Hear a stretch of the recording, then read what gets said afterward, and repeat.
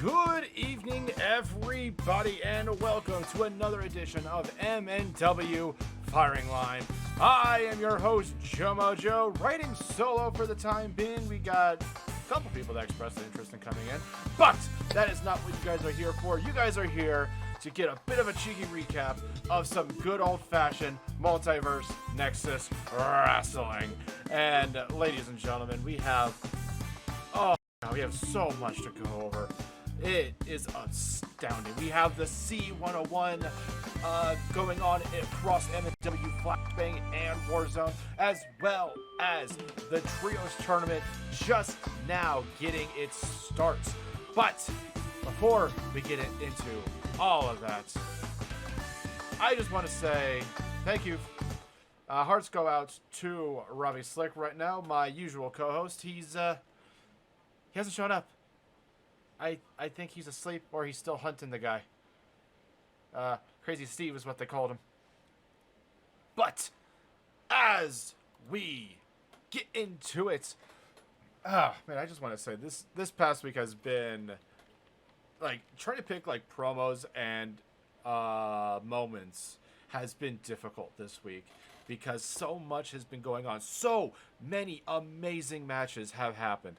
And I mean, don't take my word for it. Ladies and gentlemen, you should go back to the YouTube VODs, youtube.com/Multiverse Nexus Wrestling, and rewatch those matches in their entirety because they are bangers. It's been a great tournament so far, and we're only in the second round. I can't shut up about it. Anyway, we get started as always with Friday Night Flashbang. And we get started with with some words from the interim general manager, Mr. Lawson.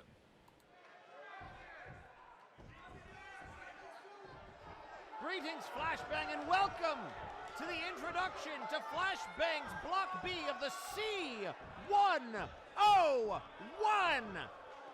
Tonight, Block B officially kicks off with 5 singles matches in round 1.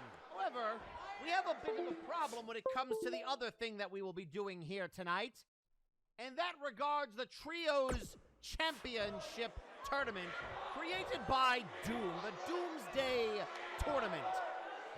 And so I am out here to rectify that particular situation because it seems as if we have 3 teams for 2 spots. That's right, we have a 16-man tournament with 17 teams entered. So we have to rectify that situation. Look up and down the roster, and while most teams are established Trios competitors, there are 3 teams in particular that are tag teams that have joined forces with other groups.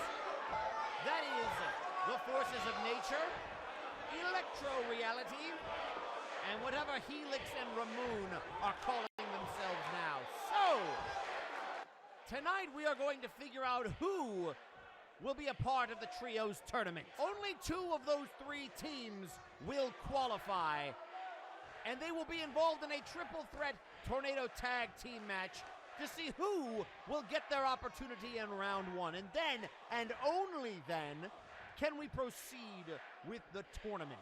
Already know what some of you are thinking, but Mr. Lawson, surely the brass knows that the Grim Reaper has created a team out of thin air, and while you are technically correct, it is also the brass's thinking that since neither Simon nor Grim Reaper are going to get their opportunity at Brawl Kaiser, those 2 will face each other in the opening round. Have a great rest of your night.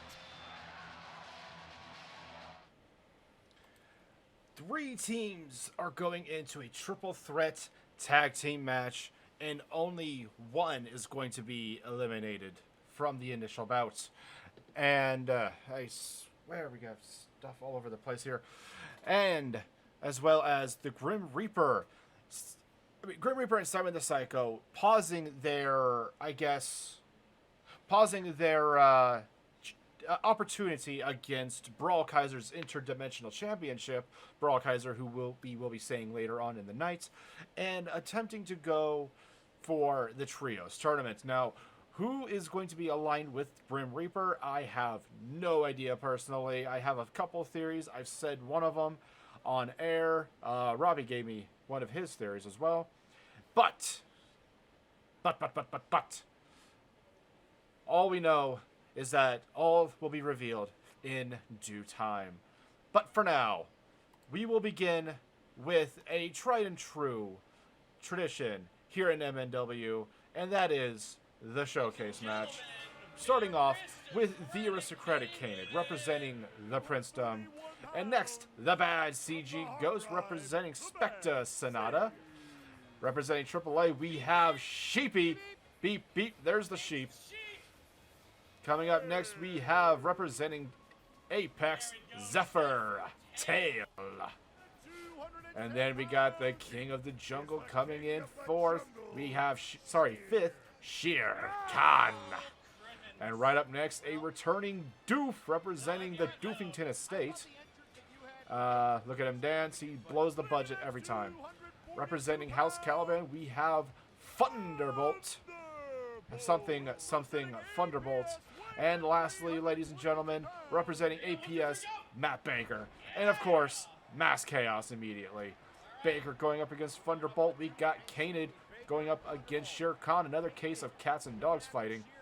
And Zephyr Tail looks like he's going up against the bad CG Ghost. And Sheepy looking like he's going after the Doof. Kind of setting up on the top rope here. And then looks like he was going to go for that 450 Hurricane Rana, but didn't get all of it, landing on his feet. Oh my god. That is a harrowing freaking feat to do. And especially like just to land on your feet like that. Thankfully enough, though, Sheepy recovered, and he's now going up against Shere Khan. Looks like we got Kanan and Doof going up against each other.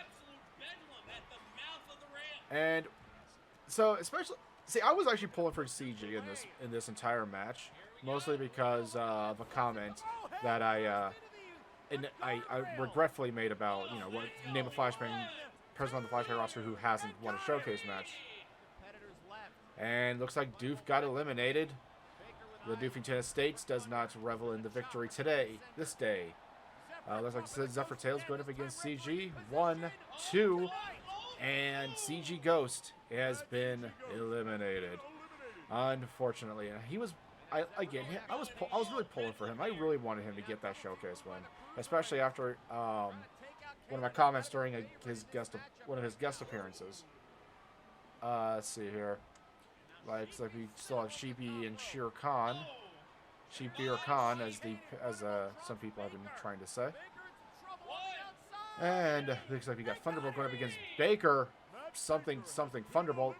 And looks like Baker has been eliminated by the Highwaymen. Sure, House Caliban is very proud of their special little boy. Spinning DDT right onto Shere Khan. And it looks like Zephyr Tail and Sheepy are kind of trading the aristocratic Kanan back and forth, going, no, I'm going to get the pin, no, I'm going to get the pin. Oh, no, that's not Shere Khan, that was Thunderbolt. My apologies. Let's see here. Looks like we got Shere Khan going up against the aristocratic Kanan. Oh, that Tiger Splash right onto Kanan. Getting immediately picked up by Thunderbolt. Zephyr going for the steal, 2, and Zephyr Tail steals the pin from Shere Khan's, getting distracted by Thunderbolt. And now it looks like Zephyr Tail's trying to go for another steal. Will he get it, ladies and gentlemen? 2, and kicks out right at 2. Man, Zephyr was on a freaking tear this night. Stealing just about every pin. Looks like we got legs here, not knowing what to do. Either count the... Oh, Thunderbolt taps out. 2, hugging it out.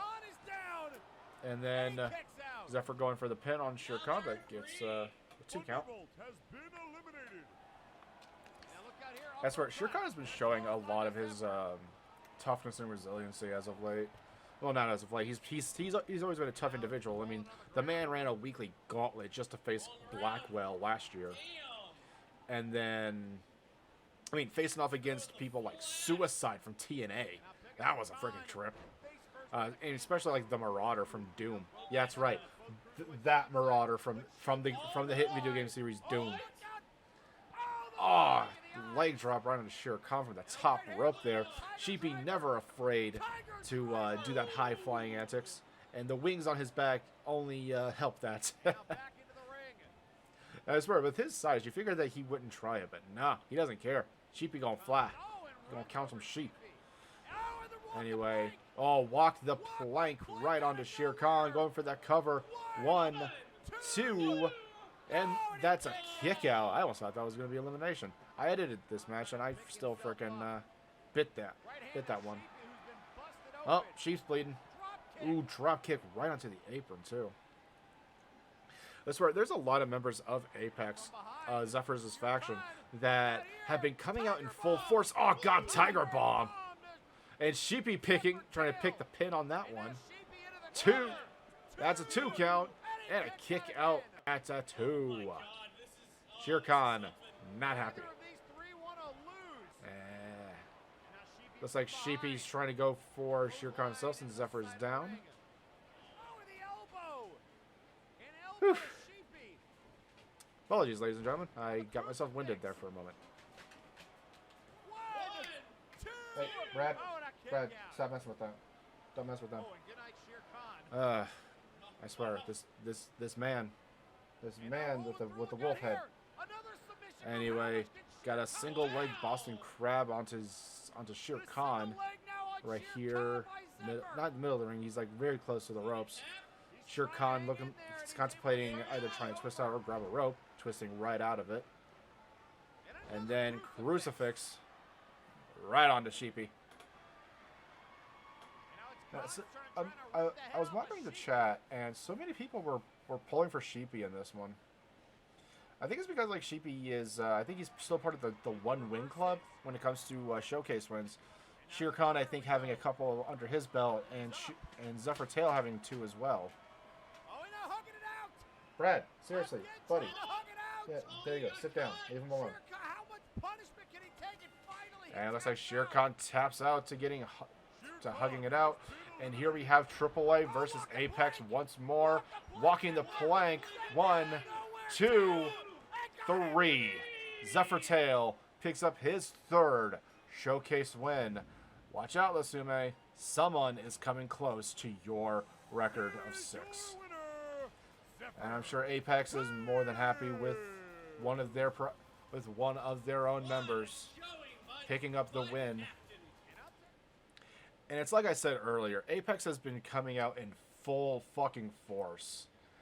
And especially with Nero not only losing his title, but Mizuki's #1 contendership put on pause for the C101 tournament for the next few months. And on social media, yeah, it is. I agree with social media. It is hard to root for Sheepy. I have hugged that individual, and it is as soft as you think it is, and it is oddly enticing, to say the least. Like, seriously, you don't want to leave half the time. But eventually, he lets go, and the whispers just go away. Anyway, next up we have the first match of the first round. Bleh, apologies. The first matchup of the C101's first round for Block B.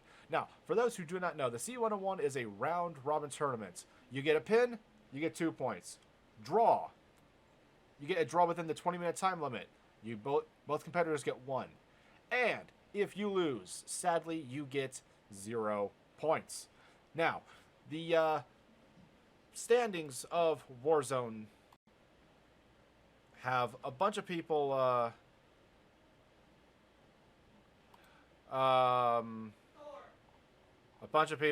in first place. We have about 3 people in first place. Dagrick, Gingy, and no, it was 4 people in first place. Dagrick, Gingy, Zako, as well as Madjack. And I'll stop talking about this, and we will get into the match proper. Your first match of the C101, Block B, the Black Prince, Jack Andrews, hailing from Wales of the UK, going up against the Harbinger of Doom himself, 1/3 of the Bar Brawl Trios Championship, representing Doom, Michael Macabre. And starting off strong, the trio's champion, but Jack trying not to get underestimated, gets trapped into a suplex.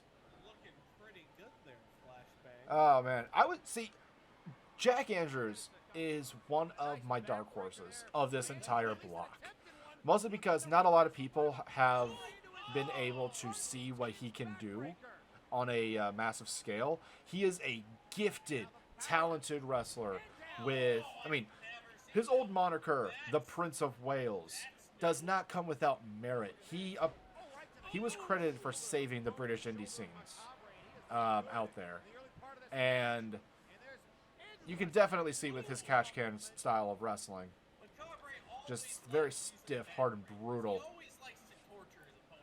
Going for a fake out clothesline is Michael Macabre. Retching at the knees.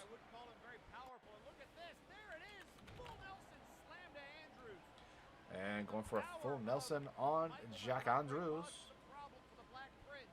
And, just deadlifting him. I mean, Andrews has to weigh about 240, 250 pounds. That is not... That is a... I understand we have a whole lot of people who can lift about 3 times their size in this multiverse, but that's still impressive. Going for a count of 1, kicking right out. And then knee to the... I want to say the nose, but he's a skull. He's a skullman. So I don't... Let's just say where the nose would be, and make it easier on the rest of us. Drop kick after drop kick, running the ropes, and a nice little cross body. Picking up the champion, whipping him right into the corner. See, you figure a match like this would also kind of favor Macabre in a way. Whipping, trying to whip right into the corner. Jack Andrews ducks right under and delivers a clothesline on his way back in.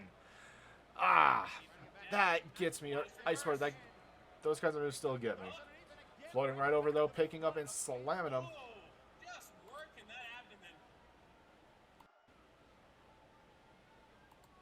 Apologies, I'm getting a message. You might be having a guest come in to fill in for Robbie for at the very least a little bit. Oh, looks like Jack Andrews is setting up for something big. Nope. Michael Macabre ducks right out of that and delivering a drop toe hold. One of the most nastiest moves in wrestling. Going for that, going for a count. 1, 2, kicking right out at 2.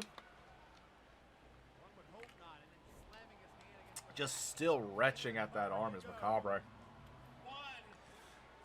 See, I don't usually when people go for like a certain limb, they usually try and set up for like a submission move. I don't think I've ever seen Macabre apply any kind of submissions outside of any kind of resting holds. That's like dominating DDT. 2, kicking right out at 2. Macabre is beside himself. He cannot believe that Jack Andrews got out of it. Twisting the arm out and just slamming it down. Beautiful belly-to-back suplex there with the bridge. Just pinching on the nerves of Macabre.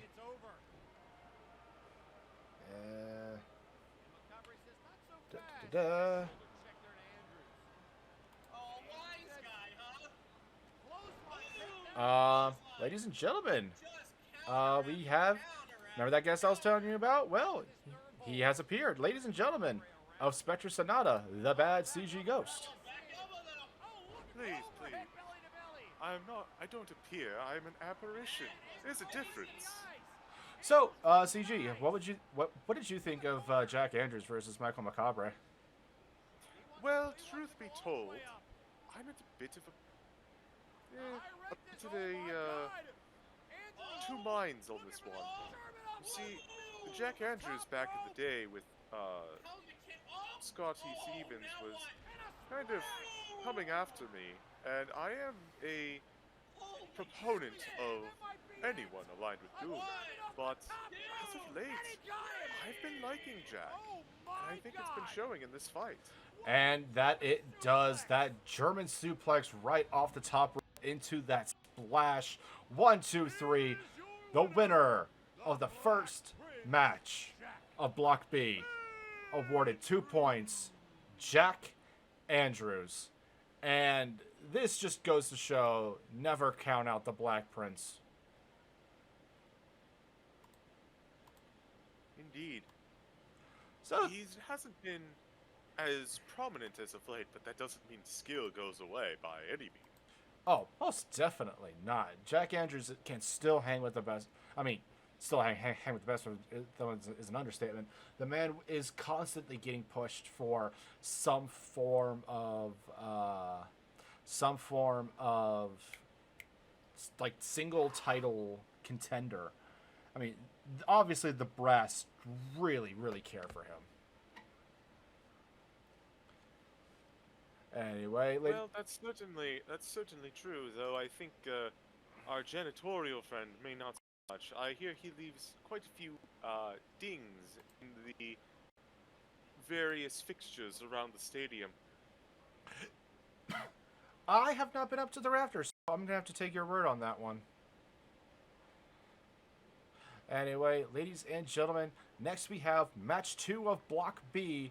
We have the Mandalorian, one half of your tag team champions, Kuso Kale, going up against one half of the Warzone tag team champions of Shoot Nation. We have Devin. And this match, oh god, like reflecting on this match, this was a hard-hitting bout. Like, I thought this would have been the longest match of the entire round so far. Neither of them are known for giving an inch, and I see you, Brass. I see what you did with this particular matchup. Not fooling anyone. Yeah, especially with Devin's fire from the last show in that 8-man tag, and as well as Kuso's reputation preceding her. I mean, as MJF, she and Madness took the tag division by storm quick, and as well as, like, especially with all of her indie bookings, she is a force to be reckoned with. Now, I'm afraid I'll have to correct you. She was not MJF. She killed MJF. No. And took over as a costume. CJ, no, she was in disguise the entire time. I'm sorry, I didn't hear that. But in the meantime, look at this. Ooh, this sweep of the legs. Drop toe hold, ladies and gentlemen, is nothing to be snuffed at. You could actually like apply that move and like land your neck upon the ropes or the stairs, like literally anywhere. It is a dangerous and unpredictable move, despite all the memes. There's memes about it? Yes. I thought it was genuine. It started because one indie promotion had a finish where it was a last man standing match, and someone applied a drop toe hold, count of 10, done. Wow, that's quite impressive. Much like that move from the top rope into the roll up.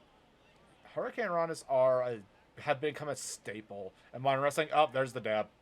No doubt, a little inspiration from the Madness. Madness has certainly had an effect on Kuso Kale. Yeah, she's... Sorry, go ahead. I dare say that she's a lot less stoic than her hubby. Yeah, it's like Madness has been introducing a new... Like, a more... How do I say this? It's like Madness has been trying to show Kuso to, like, have fun with everything. And you kind of saw that when she was MJF, where she was kind of dancing around and whatnot in the ring, but still pretty freaking, like, brutal in her strikes. Yes, when MJF was dancing around in the ring. And Kuso is certainly emulating that. One of these days we're going to convince you, CJ.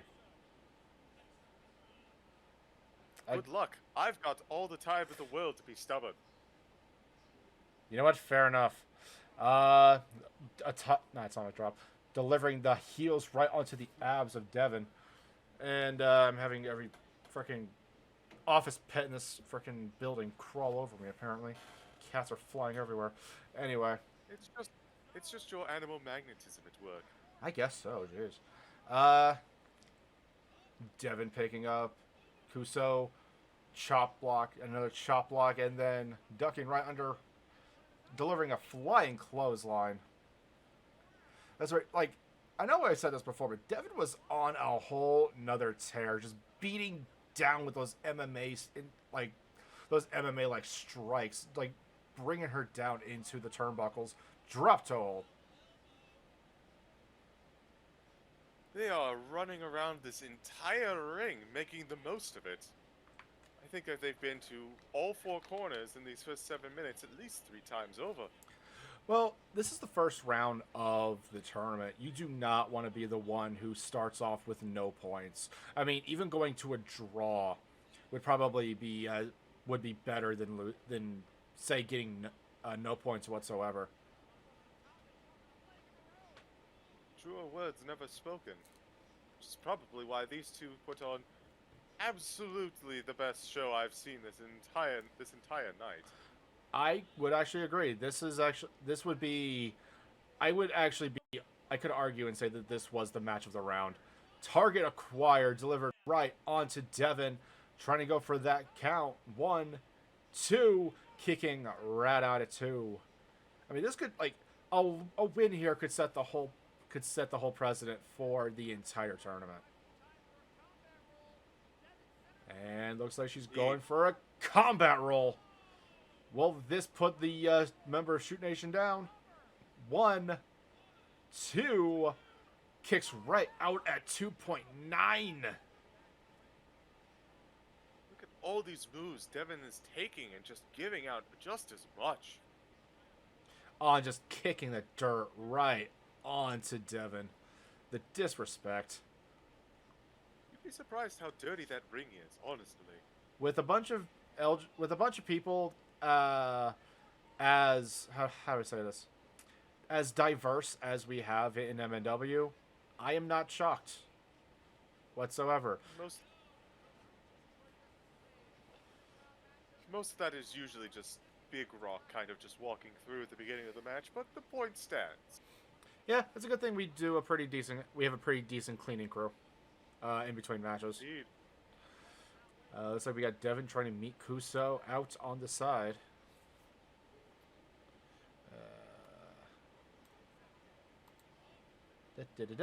Anyway, we got Kuso coming right back up, whipping him back into the corner.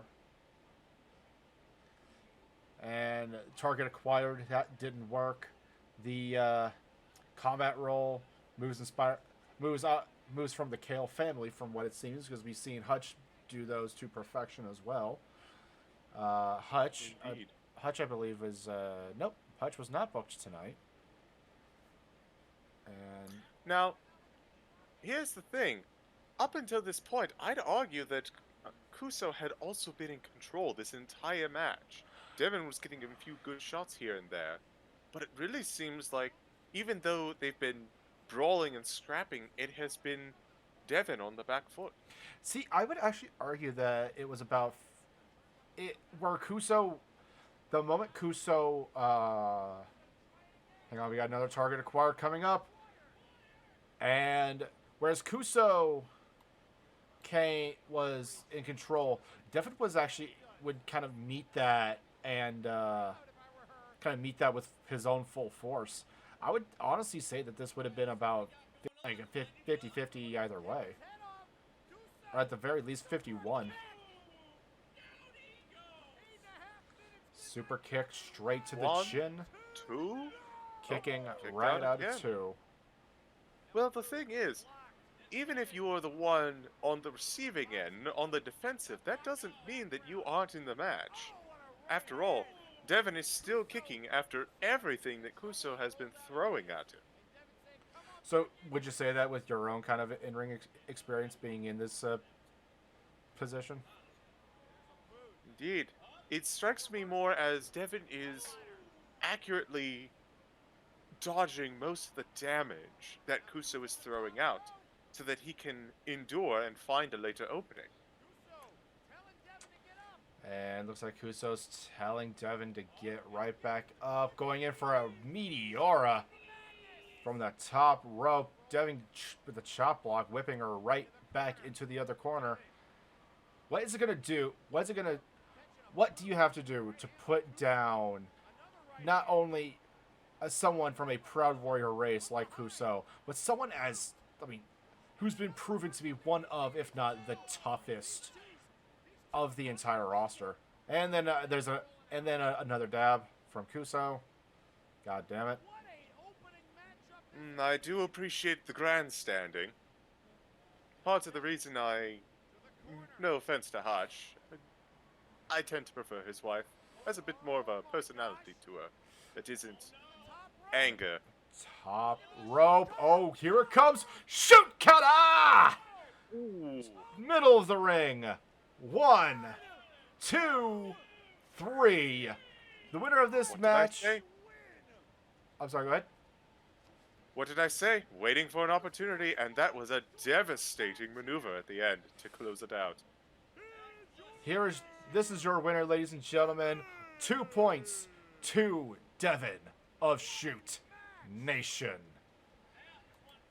And oh god, that was by far the match of the entire. That was by far the match of the night for me. If I were you, ladies and gentlemen, I would go back to the YouTube VOD, youtube.com/Multiverse Nexus Wrestling, and rewatch that match in its entirety.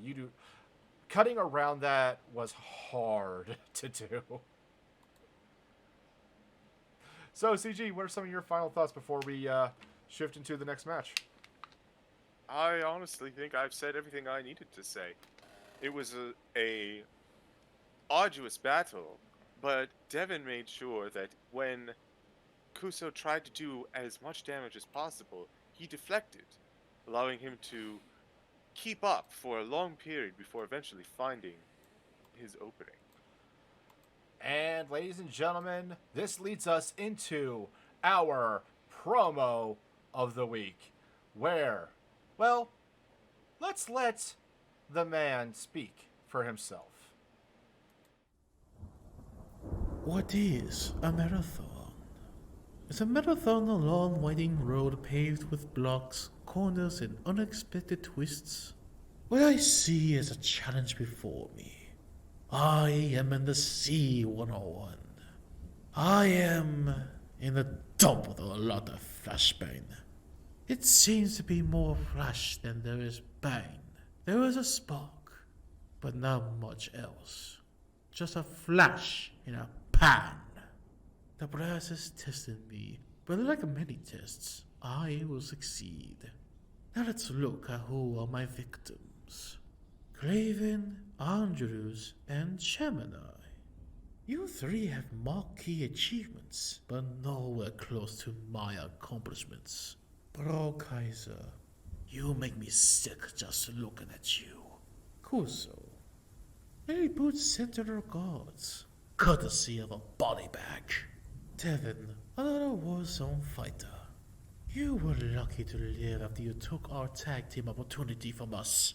Time to pay it all back with your sanguine. Macabre and Zelakos, the ones who abide the commandment. I don't care. Macabre can dance and rot. I have a score to settle with you, fraud and nightmare. The inaugural Flash Pan Tag Title Tournament. You and Jack fought Boots and I. You stained our names with your filthy hands. A mountain of pain awaits you. Last but not the least, your new Flash Pan champ, Vicious. Better hold it close to your chest, Vicky. Who knows when a briefcase just falls to the lap of the lead? And before you can blink, I will blame my knee to your face.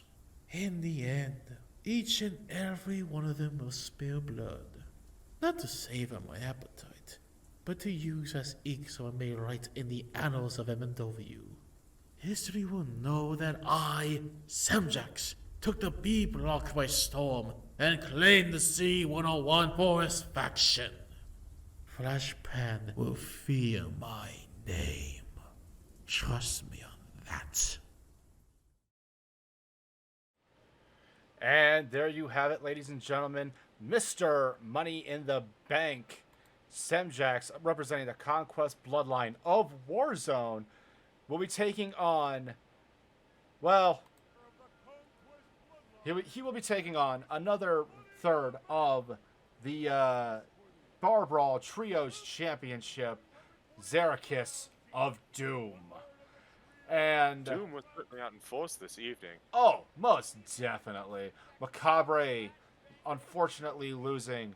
So Zerakis is going to have to be the... I mean, Macabre, he lost his match. Mad Jack won his on Warzone the week prior. So Zerakis is now the outlier, the last one of Doom, who has not picked up a win yet. Granted, this is still round one. But this could also be a...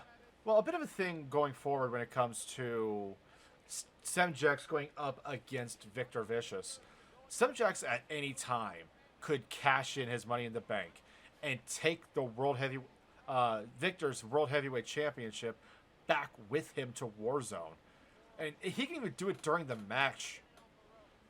During their match, like in whatever block that they're in. Not like whatever round that they face each other. I'm not gonna lie, I'm kind of hoping that it's the last one. Really, like, pushing the drama on that one.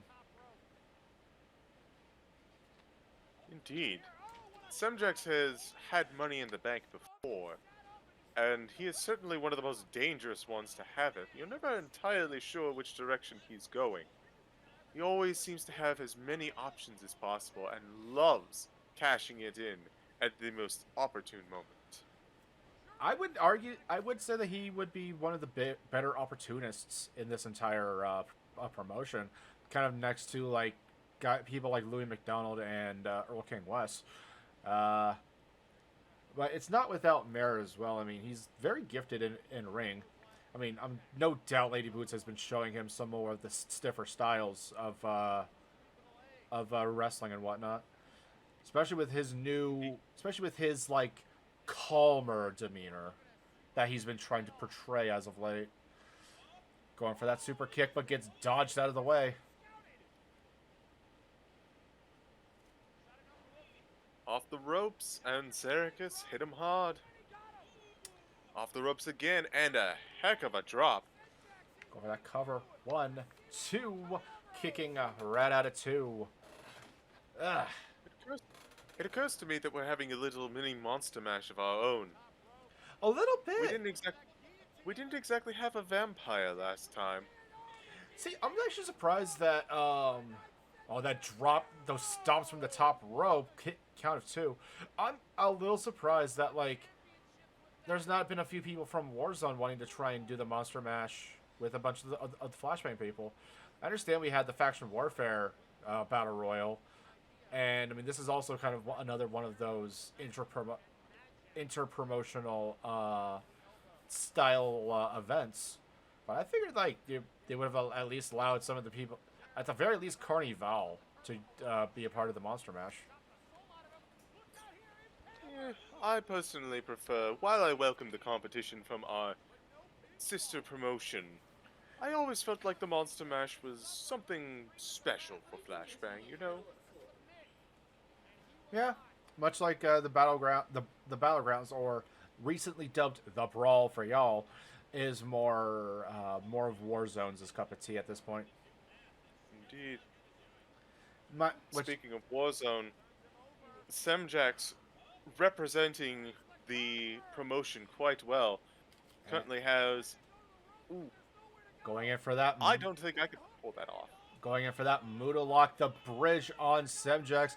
Zerakis reaching for that rope, taps out. He does not get there in time. Nowhere to go. Ladies and gentlemen, your winner, Mr. Money in the Bank, Semjax. Awarded 2 points tonight. Would you trust this man? Honest opinion. He has that steely gaze that I don't think I could say no if I wanted to. He certainly is able to convince a lot of people to do so. And looks like Even we if got they know better. looks like we got a post from social media, comments from Semjax himself through his representative. Zerikis, I'm very disappointed in you. Aw. If that was your best, you won't survive this tournament. As for Brawl Kaiser, my stance on you stays the same. Like David and Jake, your own heroic antics will never get you far. Unprepared for war, are you? Whew. Wow. Semjax is not pulling any punches. You know, he's riding high after his excellent win. It's certainly a excellent win tonight with promo of the week. Yeah, I can definitely concur with that. But, ladies and gentlemen, coming up next, we have Gemini, the homicidal suicide Gemini, going up against the good boy, the Sentai hero, your interdimensional champion, Brawl Kaiser. I didn't know it was possible to root for someone more and for someone less. Yeah. I know exactly where you're coming from on that one. Yeah, anyway, looks like we got a bit of technical wrestling to kind of start the matchup a little bit. Kind of a rare sight from Gemini. He's usually the one who would kind of just go for the punishment. Yep, grabbing the mask. There it is, actually. Dragon. Brawl Kaiser is... I would like to say that they're doing well, but truth be told, Brawl Kaiser always seems a little directionless in matches until he gets his bearing. Well, it's also that feeling out process in the beginning. Like, he's trying to see like what could be like any kind of openings that he could exploit later on. He's a very meticulous fighter, that's for sure. And he definitely ramps the longer a fight goes. The problem here is that he's going up against someone who, well, I wouldn't say that they improve as the fight goes on, but certainly can take punishment while the other one is wearing down. And it looks like he's setting up for the Star Buster! Going right into the cover. 1, 2, kicking right out of 2.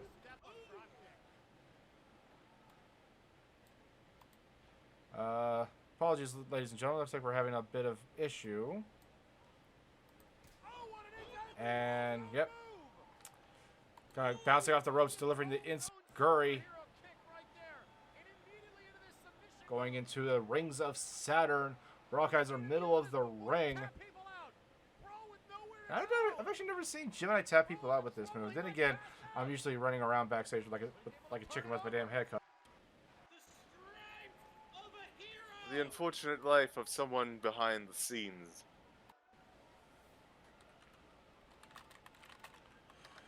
Yeah, it gets rough. It's better now, though. We used to hide in fear about being attacked, but then that rule got implemented, then we're safer now. I am so glad I wasn't there for those days. It was rough. I think it's because like we had like a bunch of Splash. fall into despair. Going for that cover. 1, 2, kicking right out of 2. But yeah, I think it's also because like we had a bunch of people who kind of quit during the first wave of attacks. I found a hiding spot. Well, it also helps when you interview literally one of the biggest dudes in the entire promotion. Anyway, we got a wave buster going right into the cover there. 1, 2, kicking right out of 2. That's enough to keep Gemini down. No, it was not. You have to practically kill Gemini just to keep him down. And well, let's just say there's a list of people who would gladly do that. Rings of Saturn still applied once more onto the interdimensional champion. Oh, looks he's coming back into the Starbuster. God, he's been able to kind of pull that out of nowhere, it seems, half the time. Like, you think that he's setting up for a suplex, but nah, Starbuster. You know, tricky approaches. They'll take you far in this business. Yeah. I do apologize for the buffering, ladies and gentlemen. I don't know what the hell happened here. And then, Kiss of Despair, DDT. Going 1, 2, 3. Suicide Gemini picking up a win over the interdimensional champion. Boo, I say. Boo. Is that because you're a ghost? No, it's because I'm angry with this guy. Fair enough. Gemini awarded 2 points in round 1. Brawlkaiser with 0. And personally speaking, I feel like that was actually one of the major upsets. I mean, you have someone who is the definition of what as some of the nerdier audience members would say, the definition of chaotic neutral against someone who is, I mean, have you met Brawlkaiser? Have you spoken to Brawlkaiser? He is the best fucking being. Now that is true. I have spoken with Brawlkaiser before. We had an interesting conversation about the horrors of furniture. I didn't quite understand it, but he seemed quite passionate, and I just couldn't help myself. I just wanted to assist him in any way I could. So, besides your feelings about Gemini, what are some of your thoughts about that match? Well, unfortunately, I think that Brawlkaiser had nothing to work with Gemini. Gemini is a bit of a questionable entity at almost all times. Brawlkaiser really had nothing to figure out. At least, not enough time to do so, as Gemini picked him apart. Well, hopefully in round 2, Brawlkaiser will have a much better time. But until then, ladies and gentlemen, we take a break from the C101 action and delve into some trios tournament action with this triple threat match of Electro Reality going up against the forces of nature, Big Rock, and Huge Mane. And then we have Helix and Ramoon coming in third. The loser of this match, the one who gets pinned, is out of the trios tournament. So this is a qualifier of sorts. And the two big mysteries of this match, who is the third for Helix and Ramoon, as well as who is the third for the forces of nature? Questions that will be answered another day, I'm sure. As for the match currently going on, I honestly feel like we've got a bit of a conflicting theme. I've spoken with Electro Reality before, and they're upstanding, professional, and of course we had that interaction with Big Rock back in the day, and well, he still left a giant hole in the wall, but he was, he was a nice guy. And then you have Death itself and the Jester. One of these things is not like the other. Because one of these things is creepy. I'm kidding. Anyway, no, but yeah, you got the definite X factor of Helix and Ramoon in this tournament. They, it's crazy to say the least. I think it's mostly because, of the teases that Ramoon has been doing these past few weeks. Teasing is certainly what Ramoon likes to do, but you can never, ever stop taking them seriously either. See, that's the thing, though. I don't know. Sorry, go ahead. I don't know. There's all this mystery surrounding this trios tournament. It's just... Sawyer! Stop showing my fucking background! God damn it. Okay. This always happens. He does it just to fuck with me. Back to the match, though. like, the moment you don't take Ramon seriously and you treat him as the jester, like as a jester, or like, you know, a cut up man, you kind of get lured into, like, that's when he likes to strike. That's when he likes to deliver his punchline. And teaming up with Helix Sucks just does even better for that. It's hard to be as serious as Helix Sucks, so almost instinctually, you look at Ramon jesting about, and you think to yourself, oh, well, he's not that bad. He can't be as intimidating as death itself. And then you get hit with a punchline and you're flat on your back. And I can't shut up about Electro Reality enough. Pop-up uppercut, by the way, from Big Rock onto Death himself. But yeah, I can't shut up about how much I love Electro Reality, despite VR Junkies' well, attire and how he likes to come to the ring with a VR headset on. I'm honestly surprised it hasn't been punched into his face yet. Yo, same. That has to be like some real like industrial grade stuff on his face. Personally, I think it might also have some like adhesive of frankly terrifying power behind it as well. Like it's like one of those gorilla, like it's like gorilla glue or something. Cement. Cement. I was Ooh. thinking cement. Oh god, that'd be terrible for your face. Ugh. Well, he is a junkie. He probably would have done it himself if that's true. Most definitely. Also, apologies for the buffering once again, ladies and gentlemen. Has some complications in the truck at this current moment. And it looks like we got Ramon setting up for a punchline onto Huge Main. Gets him, busting open the tree. And then Huge Main. Excellent job by VR Junkie lifting up all of Big Rock for that power bomb. Speaking of power bombs, power bomb from Death himself onto Electro Man. Yeah, and I agree. Big Rock is like, I think he is the biggest man on the Flashbang roster. I think he's like what 600-700, mostly mostly just in weight. Being made of stone will definitely do that. Oh yeah, most definitely. He's literally cut. Looks like we got Ramon down. VR Junkie trying to pick up the pin, but gets a kick out at 2. Electro Man feeling it after laying out Huge Main. Looks like we got Big Rock coming back up, going right after Electro Man, trying to save his tag partner. Nice little sunset flip though from Ramon. Oh, Big Rock breaking it up at the last possible moment.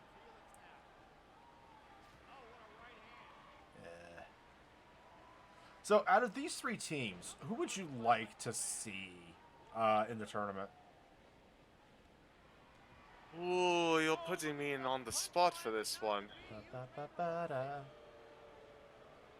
I don't get it, but I'll continue with my thought anyways.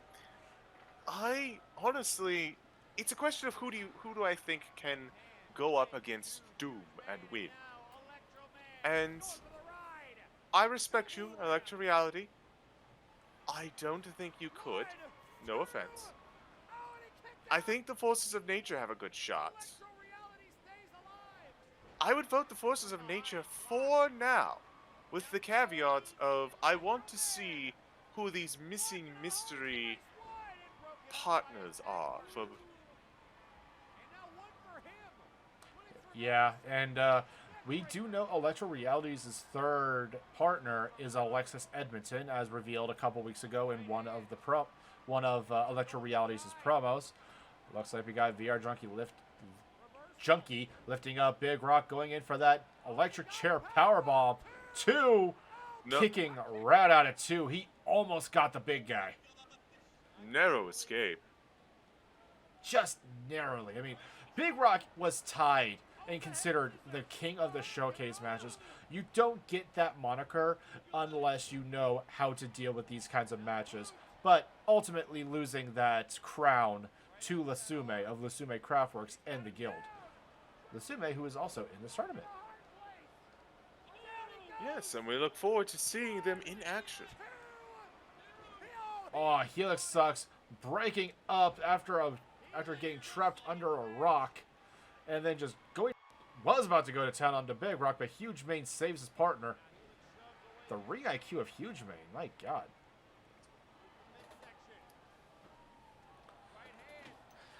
You know, sorry, go ahead. the forces of nature have never exactly been the most vocal.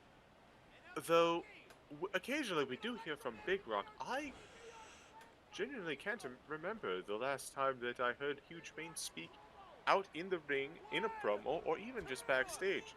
Is he capable of it? Oh!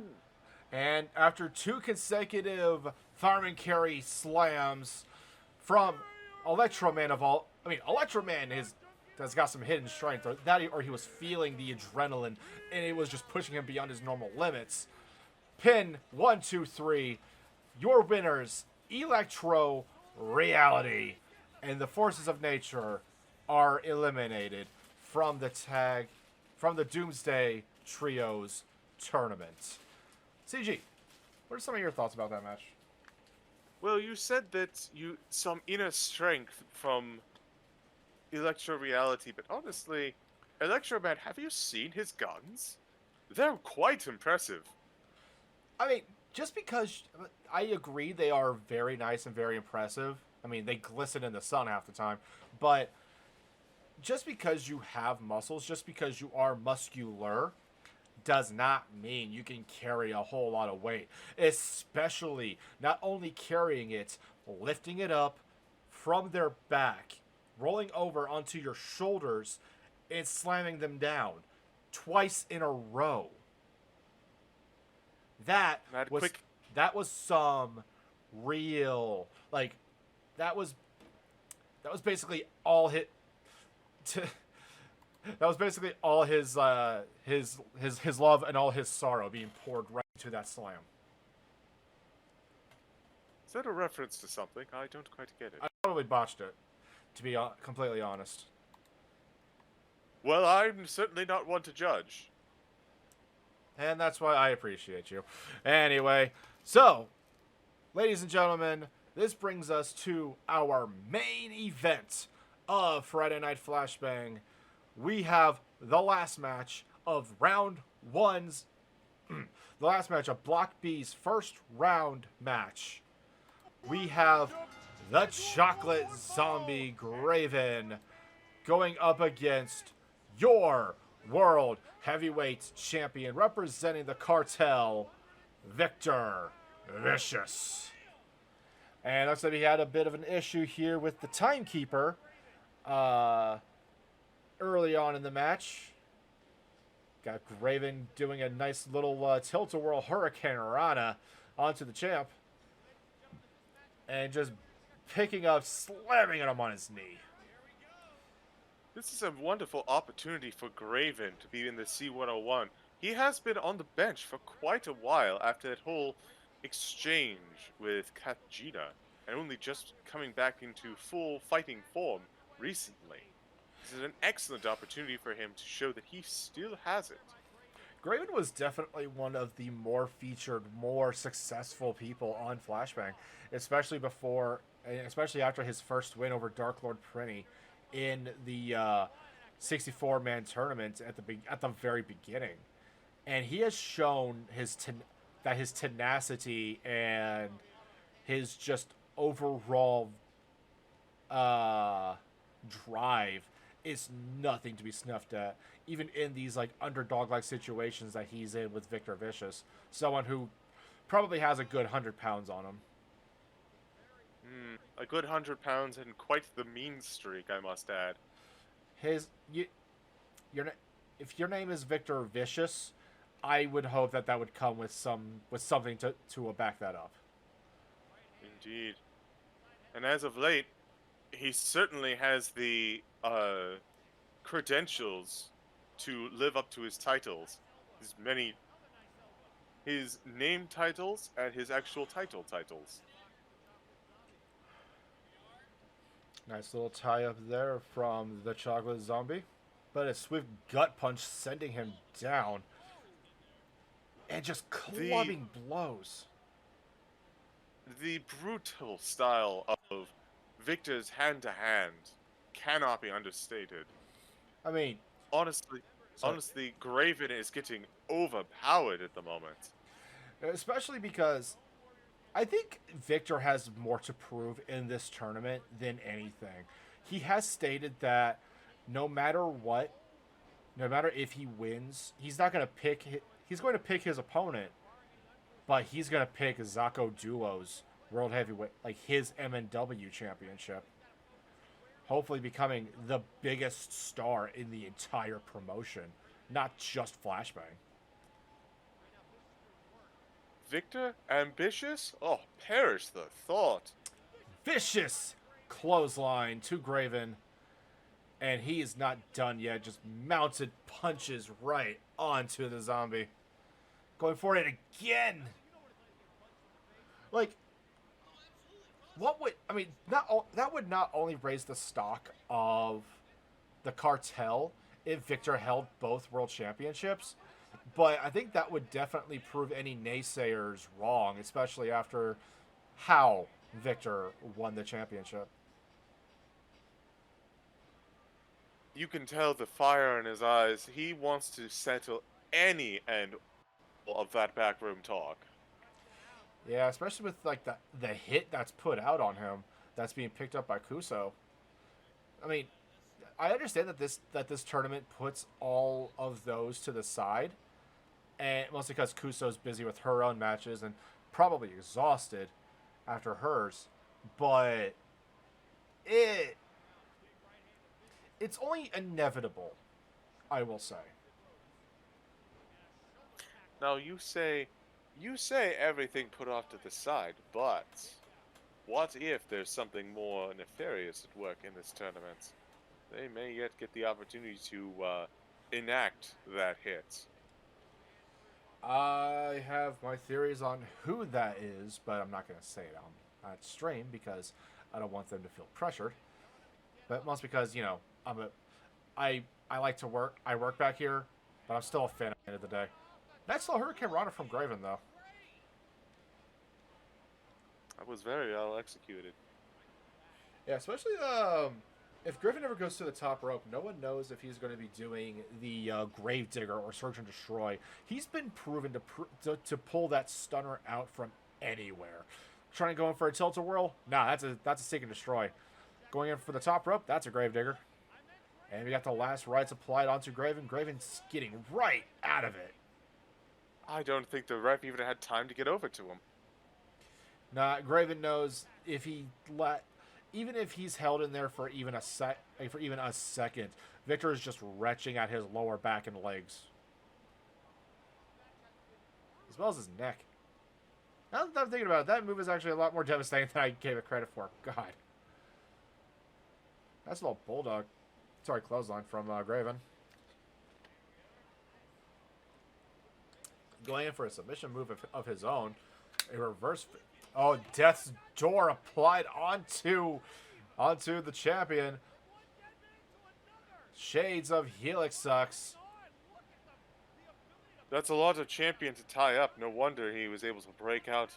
So I shouldn't. I guess he put up a bit of a struggle. I was about to say so easily, but that wasn't quite accurate. Yeah, your arms are only so long as your arms are only as long as you are given. And a clothesline, and then Victor Vicious is your winner. Victor now is in the 2-point club.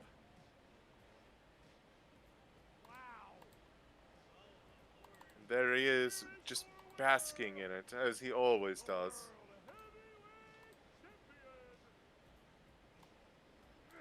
And after that, ladies and gentlemen, here is the standings of round 1 of the C101. In Block A, Dagrick, Zako, Madness, Majak, and Gingerboy are all awarded 2 points. Daverman, Aiden, Janitor, Lady Boots, and Jack Abbott are awarded 0.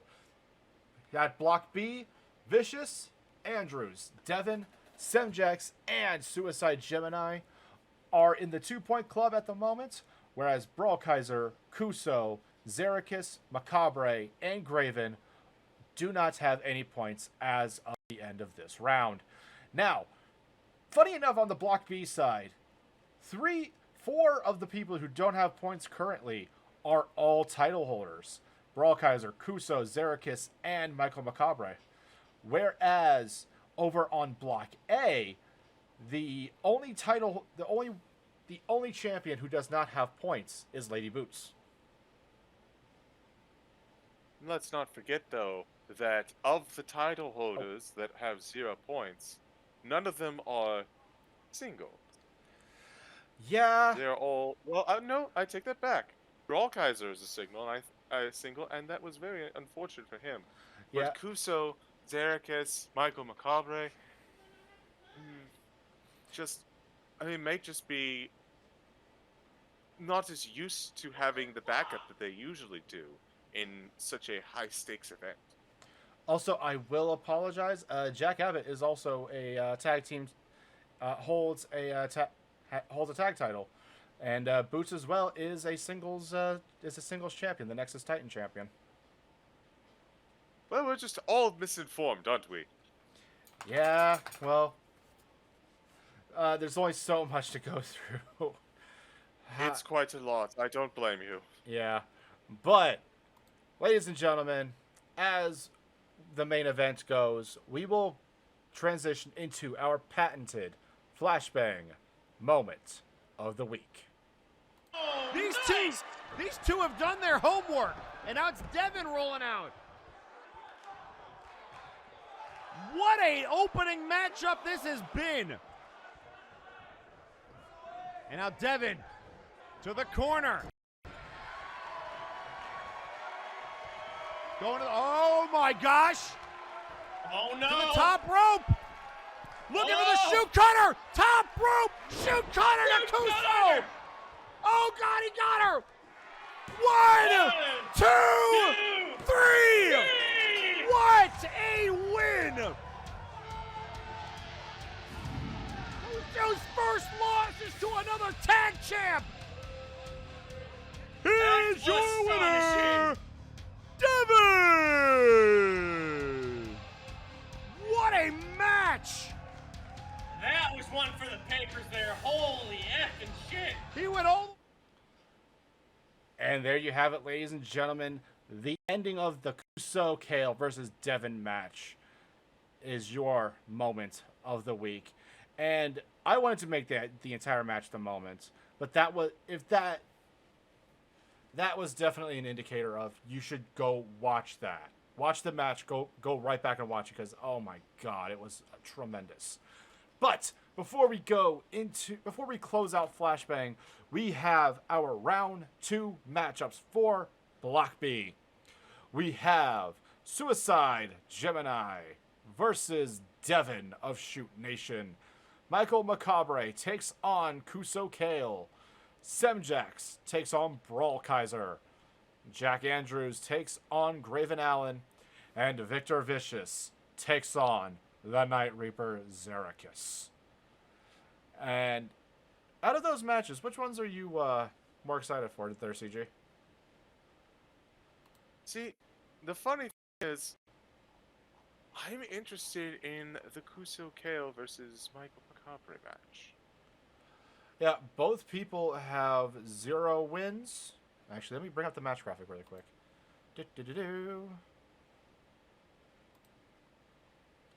Boop. So we got Kuso Kale and Michael Macabre both have 0 points, whereas Devin and Suicide Gemini. I mean, Devin could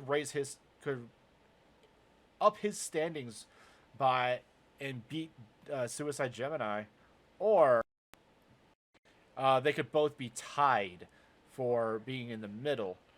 Because I understand these tournaments are 9 rounds, and just because you have 0 points in the second round, after the second round, does not mean you are out of it just yet. You just need 2 good matches, and you're back up there. But everyone has to start with that leg up, which is, as we mentioned earlier, why competition is so fierce. Most definitely. And then, speaking of which, Semjax and Brawlkaiser being in the exact same position. 0 points against Semjax's 2. And then we have Jack Andrews and Graven Allen in that exact same position as well. Actually, as well as Zerakis and Victor Vicious. A lot of the people in the second round, outside of Devin and Suicide Gemini, Michael Macabre, and Kuso Kale, are 2 points versus 0. Whereas, Michael Macabre and Kuso, winner is going to be the first one to get a couple of points, unless it goes into a draw. And then Devin and Suicide Gemini coming at it with a win under their belts. A loss in this round for either man will not really do a lot of harm, actually. But knowing them, they probably either one of them want to get that win. Of course. After all, it won't be as harmful, but it is still harm being done if you take a loss. Others can catch up. You fall behind. It's a fight of... round robins are a test of endurance, as well as small victories. So even though it's not as simple as you lose and you're out, it's almost more anxious, more stress-inducing to watch yourself fall behind further and further and further, watching it slip away slowly. And that can cause a even stronger desire to win than you might expect from a simple lose and you're out tournament. Most definitely, I completely agree with that take. But, ladies and gentlemen, we put Flashbang to bed for the week, and we go into our patented episode of the call-out. Hello, Multiverse Nexus Wrestling. I am Steve Steverson, filling in for Crazy Steve, who not so crazily, unfortunately, met the end of a barrel. That's right, some lone gunman by the name of Roberto Sosinski has found him and unfortunately silenced him for telling the truth. Anyway, we will progress with the news. Some prime sources say that those Sentinel people, the Diver Man and the little kid, they're planning something dubious. They are building some sort of weather machine, ladies and gentlemen. Saying something to protect the skies. No, they are trying to upshow VIP, reputable gentlemen that the VIP people are. They want to make it rain harder than VIP, ladies and gentlemen. And I have it on good authority that the O-Laws are helping them. Everyone boo-hoos about lost opportunities with the O-Laws. No! It's all a scheme. I've seen what Raphael Sampson can do. I've seen what's been going on behind the scenes. That what the funk did to him was a godsend. Pun intended. And Sasquatch, don't get me started on Squatch roast coffee. It gives you bloodlust, ladies and gentlemen. One of my sources, however, Mr. Ryan Balvarez, he's disappeared. No one knows where he went. I think something happened to him. I think something happened to him that no good Juan Jobber. That's right, ladies and gentlemen. That's his real name is Juan Jobber. Not this one chance. No, he has no chances left. Especially after we find Mr. Ryan Balvarez, a reputable reporter. The only other one I can trust besides Crazy Steve. Anyway, I've touched your ear off long enough, and these jokers are probably locked onto my signal by now. This is Steve Steverson, and I will be seeing you soon. How the fuck do these people keep getting on my air? How? Oh, okay, just calm down. Listen, okay. Listen, CG, this is the second time in a row someone has interrupted our airspace to put up this dribble. What incoherent bullshit was all of that? That was the ramblings of a madman who is just, it was terrible. At least the last one was funny in hindsight. That was just awful. Okay. Point, but you can wind it back. I see the damage you're doing around here. I don't think you can afford to break any more mugs without alerting the brass. Thank God we have that sponsorship. Thank God we have that Squatch Roast Coffee sponsorship. Or else I think I would have split a fucking wig at this point. Either way, this is something that we're gonna have to investigate into, because I didn't fucking make the call out to help people get themselves over just to have this shit happen to it. God damn it, this is my legacy that we're talking about. Anyway, ladies and gentlemen, we're getting into Warzone proper. And we start off with some words from the janitor. Greetings from Janitorial Multiverse. I thank you for your efforts to not make the men's room as disgusting as it could be, but that's not why I'm here. First, before I get into Present Matter's Storyteller, we had a great match at the Super Show. Know what I have to know, and I will say this. I will let you do what you are doing, as long as you do not deviate one iota from what has been revealed to me. If so, I will be there, and I will clean up after you. But everyone's mind is on the matter at hand, and that is the C-101. And everyone's been saying, Janitor, you must feel awful. You lost your first round match. Gentlefolk, when one plays the game of chess, one does not concede the game after losing their first piece. It isn't, as they say, a sprint. It is a marathon. And we are definitely not at the point where anyone is out of competition. Certainly not me. And I don't feel bad. It would be easy to, I lost. But even being in this competition means the brass does consider me one of the top contenders. I will do what it is I do. I will get into the ring. I will face my opponent, who today is the cyberpunk prodigy Aiden Zero. I will face him in the ring. I will listen to his trash talk. And then I will do what must be done. Pin him and secure my first victory. There's a lot to unpack on that one. The The janitor does not like to speak unless he has a lot to say. Yeah. Previously, for those who missed out, previously last week, the storyteller gave a warning to Dr. Grimm, saying that they must prepare. But he also told the janitor, stay humble, after telling the janitor everything that they know and everything that the storyteller is planning. And now looks like the janitor is kind of getting that bit of command back. He's saying don't deviate a second from what you told me, because it sounds like it's either not going to be bad or not as bad as we're all thinking, especially because Dr. fucking Grimm is involved. There's something to be said for being humble, and I respect anyone who can remain humble, but it's very difficult to do so and be passive when you have the likes of, well, Grimm and Storyteller running about, and you have a chance to, well, interfere, we'll say. Sometimes you just have to take the reins. Yeah. Hopefully that whatever the janitor and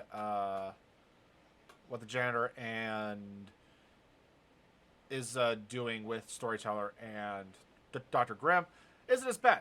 Let's just hope it's not as bad. Like, I don't know, like a whole multiverse getting blown up again. Oof. Let's hope not. I like this multiverse. This multiverse is paying for my mortgage. Listen, I still have ghosts from the old multiverse complaining to me that I should be talking to management about it. I don't need this headache either. God, that would be two sides of a multiverse with ghosts. You have no idea. What do you think I do on the weekends? I assume just kind of float about. Mm-hmm. Away from the throngs of other ghosts who are constantly shouting at me. You know what doesn't involve shouting? Our next match. We have round 2 of Block A beginning, ladies and gentlemen. And we kick it off with the Daverman, our man Daverman, representing the Sentinels, going up against the Nexus Titan champion, Lady Boots of Conquest Bloodline. Both individuals with 0 points, and coming off with a big DDT from the superhero.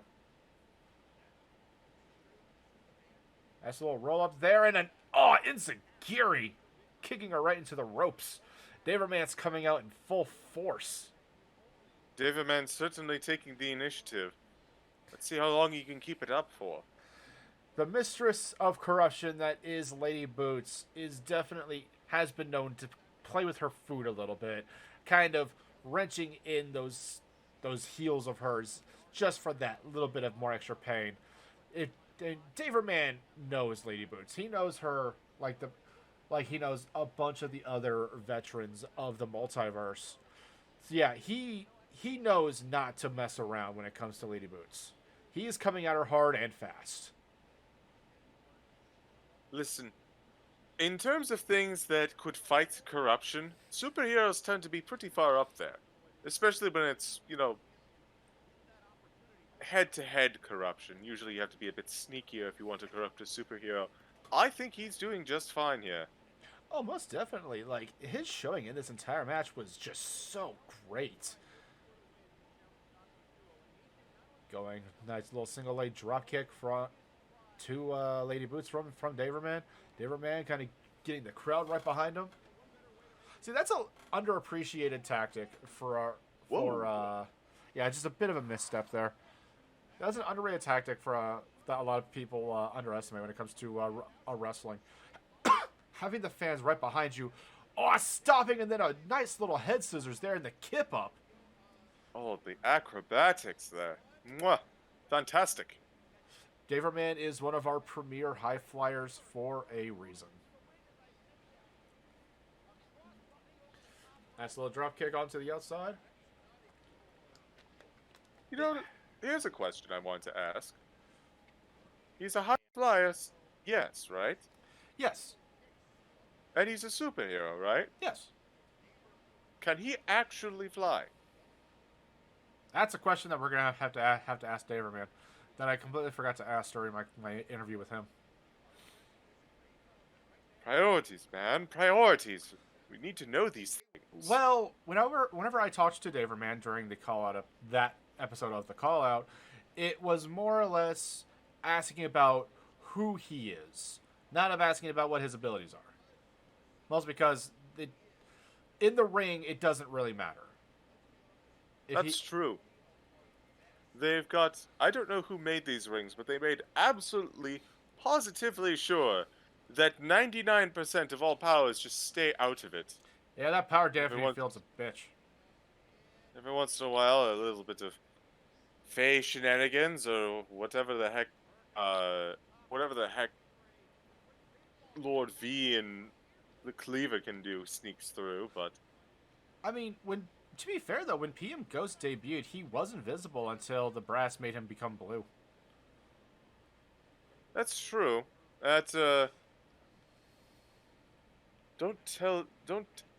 PM, I know you're listening. Don't take it the wrong way. That was a good look for you.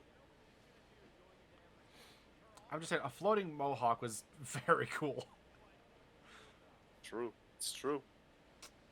Back into the match. Ooh. Daverman going for a Hurricane Rana. Boots catches him into a power bomb. See, fantastic reversal from Lady Boots, but it was not enough to keep Daverman down. Looks like Daverman trying to go in for that springboard crossbody once more, but missed his mark. And Lady Boots abusing that little botch and just delivering kicks right to the middle of his spine. Keep a note of the positioning of Lady Boots. Every time that Daverman has been messing up these, she has been close to the ropes. I think she's just trying to find that dead zone when someone jumps off the ropes and avoids it completely. Lady Boots is like one of the... She has one of the highest ring IQs in this entire promote, like of Warzone in particular. She has reversals for days. She's pretty much the planner of the Conquest Bloodline. I mean, her and Semjax work very close together, but she's still one of the biggest driving forces of that entire faction. Indeed. Though now that they're in different blocks, they almost have to fend for themselves. You can still deliver advice from, like, before each match. I mean, we do have phones. Wait, you have a phone, right? Of course I have a phone. Why wouldn't I have a phone? I have no idea. I don't know how. Unfortunately, physical the objects. problem is that I almost never call with it because I'm constantly in dead zones.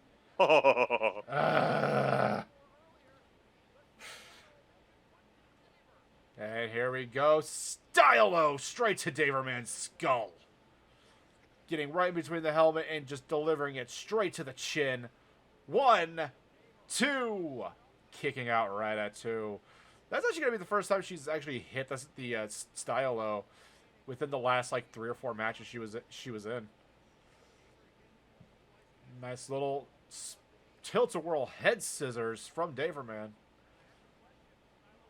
Kind of giving the audience a bit of a show.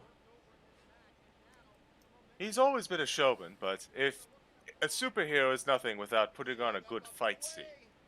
Going for up, and away, and bam! Straight to the I could frickin' feel that one. Straight to the forehead of Lady Boots. Oh, look, going for a little submission here, trapping the arm, wrenching at the neck. Boots getting right out of it. You don't dominate the dominatrix. Kick straight to the midsection, bringing him down. Kiss the boot. 1, 2, 3. Lady Boots is out, has got some points on the board. Daverman, unfortunately, in round 2, is still at 0. For the last minute and a half of that match, Daverman just looked lost. It looked like the offense he was trying to do was just failing on every front. Meanwhile, Lady Boots landing everything she needed to take that win. Like I said, she is very cunning. She took where she was very frustrated being a manager in MNW. She took that knowledge and all of that experience and puts them into her matches. This is why she is a deadly force in MNW. You don't manage big names like Gorb or the Ogre and hell, even her own stand, Feel Good Inc. and not really use that experience. I haven't seen or heard from Feel Good Inc. in a while. I have to wonder if we'll ever see them again. I think it's safe to say them. But We'll go with them. also, I mean, because it's a, so this is how I understand this. How it works is Feel Good Inc. is like a manifestation of sorts of Lady Boots that allowed her to kind of cheat the system and wrestle. So when MNW became more integrated into intergender wrestling, Feel Good Inc. wasn't really needed, and she felt like she could do it on her own merits. Part of me is wondering if it's less about on her own merits and more about hiding what Feel Good Inc. could do for them. After all, if you have a wrestling spirit manifestation, then who's to say you can't just subtly hide it underneath your clothes? Yeah, I can see that, yeah. But this goes into a territory I am unfamiliar with because I am not familiar with how those abilities work overall. I have a decent idea when it comes to, like, at the very least, what Exar's whole spiel is, but when it comes to, like, that brand of the multiverse, I've got nothing for you, Chief. But something that we discussed previously that we have yet to mention here on Flashbang. Ladies and gentlemen, the Nexus are coming. We still have nominations. We still have the nomination forms. Yeah, I'm going to be spreading them out in the chat here. For Warzone and for Flashbang. And ladies and gentlemen, please submit your nominations for, best promo, best match, best gimmick, best team, and of course, one of my favorites, the Wilson Award, the botch of the year. Also, not to toot my own horn, but anybody could pretty much win a Nexi. I won a Nexi, technically speaking. There was no option for best song, and I'm going to write to the manager about this. Yeah, you guys would definitely. With how many, I'm not lying to you. With how many song-based promos that we've had this past year, I'm not gonna lie. I'm a little upset about that myself. Of course, y'all would win Flashbangs as easy.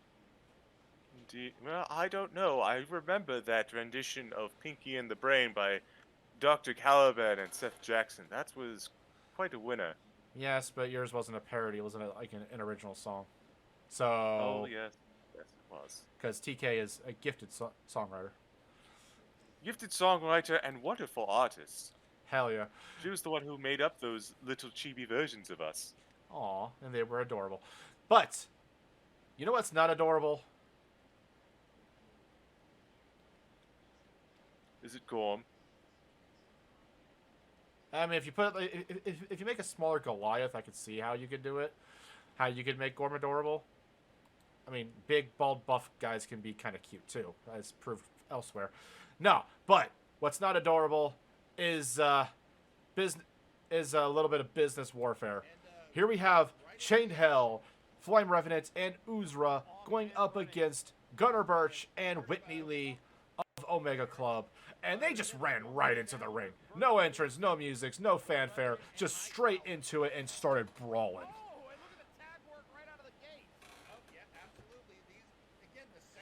And looks like we got Gunnar Birch and Flame Revenant squaring off out on the outside. Gunnar kind of leading Flame Revenant into the barricade, just wailing on him. You know, I play bingo a fair bit. You'd be surprised how often people don't use the barricade on the outside. It's right there. It's technically a free weapon. All you gotta do is just lead him and whip him right into it. These are certainly strange bedfellows, to say the least. Well, I don't know. Well, we have Gunnar Birch and Whitney Lee of Omega Club, and then the new bouncer of the Burning Lounge, aka Chained Hell, and the Cave Woman Uzra. I understand, but you know, Chained Hell has such a fearsome reputation, and Uzra, well, it's always kind of a more fun-loving, I don't know, go with the flow type. Bouncer, very much I could see it, but I don't know. Perhaps a personality clash? Well, here's the way I understood it. Not only is Uzra powerful and one of the toughest batch of rookies that we have gotten in MNW, but looking at her, you would definitely be misled that she is like your standard smiling, go with the flow kind of person. But step 1 foot out of line, boom, you're on the floor. You are thrown out of the building. As any good bouncer would do. Exactly. Though they're not in the ring right now. Instead, Flame Revenant is. Yeah, Flame Revenant, former tag team champion. Looks like they're still trying to kind of find some a new combination of sorts. Just in case, like, say, Hightower wants to go for, like, the Big O for the Nexus Titan Champion. Or, dare I say, the MNW World Title. And Whitney Lee is getting picked right up. And then a nice... I can't remember what that move is called, but just getting dropped neck first right onto his knee. Oof. And Now remember, the knee is one of the hardest bones in the body, so that has to hurt. Oh, most definitely. going for the basket in his glorious power bomb. Whitney Lee gets right out of it, throwing a bunch of quick combos straight to Flame Revenant's face. Big clothesline into the corner.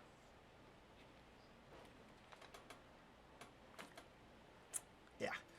Anyway, we got Whitney Lee kind of still keeping up the momentum, smacking that arm around. Last week was actually we were supposed to have this match last week, but it was ruled a disqualification because the ref thought he saw brass knuckles on Whitney Lee's hands. And after Really now? Yeah, after reviewing the tape, it was not. It was revealed to not be the case. So, the rare miss from the ref. Was there anything at all? Was it something else, or was it just not there? It was just not there. Like the ref thought he saw brass knuckles. You really need to get eye doctors for these refs. They tend to not see anything in the ring. I know one of my former employers still is in business, and I actually, before I got hired on full time here, I used to work at an eyeglass place. Oh. Yeah. So might be able to cut them a deal, or at least introduce somebody. Oh god, that cannonball freaking right into the corner there. At that close a range, my god, that is just about 200 pounds of fury right there. Staring contest. Whitney Lee geeing to assert dominance. Uzra catches him, whips him right into the corner. Tags in the Flame Revenant. Can't throw him out like that, Whitney. Well, Whitney Lee is still trying to learn the ropes, so to speak, and I think he probably saw her leg twitch in a certain way, thinking that she was going to counter anything that he was going to do. But the one thing that everyone agreed on, Whitney Lee needed to get out of there and tag in his bigger partner there, Gunnar Birch. Indeed. Don't think Birch was even in this match, was they? He was in there for a moment, but Dragon Sleeper onto Whitney Lee, being too much for him, taps out to the Flame Revenant, bringing the series of Chained Hell versus Omega Club. 6 wins for Omega Club, and now 4 wins for Chained Hell. And I know I said this before, and I'm going to say it again. This feud is not close to being over. Oh, absolutely not. We have competing... You think... Is this you think it's... By all means, go ahead. No, you're the guest. As you wish. I was simply going to say that nothing quite like being a living, burning man to be an ever consistent source of fire for a feud.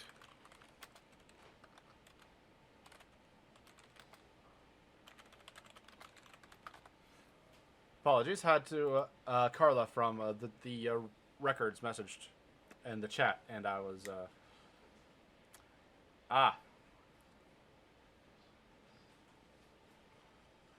and we're confirming certain aspects of what's been going on with at least overall wins from Chained Hell and Omega Club against each other. Something that we're going to have to, I guess, look back on and for next week's show. But for now, ladies and gentlemen, we have a unlikely message. I'm not going to lie. When they said they were going to be brought into an in-ring promo, I did not expect this guy to be in the ring. Ladies and gentlemen, representing the Conquest Bloodline, we have the unstoppable Gorm. Meme. It seems you do a lot of talking these days. But especially for you, Clown Slayer, you do very little in this ring. And from Gorm's perspective, you both talk way too much. Call out relics of the past. You call out Carnival because of your insecurities. You are not worthy to step inside this ring with Carnival, with Gorm, with the Nexus Titan Champion, or the future World Heavyweight Champion. Funny how your Robro talks about leaving the past in the past, and yet his moveset at entrance is 3 years old. All three of you are outdated models. Each and every one of you. And you, Malice, you, Sawyer, have become nothing more than the lackeys for that outdated model. Sorry. Let Gorm put this in terms you will understand, you internet meme. If Zako is Soundwave, you and Malice are nothing but knockoff Rumble and Frenzy. Do as you are told. You talk, talk, talk, and leave it up to Zako to clean up your messes. You are pathetic. A world champion and tag champion, fallen from grace. You would do well to keep the Conquest name out of your mouth, lest I scramble your processor so badly your Robro can put you back together. Gorm fired up. Oh my god. Like, okay. For those who remember, I reported the all-out week-long war Gorm had when he was back on Flashbang. And I saw him go up against freaking Vacants. I saw him get thrown into a truck. That truck exploding. And Gorm walking right back out of it unscathed. I have never, ever seen him that angry. I'll be honest, I didn't know he could talk, but oh, he can talk. he certainly knows when to speak his mind.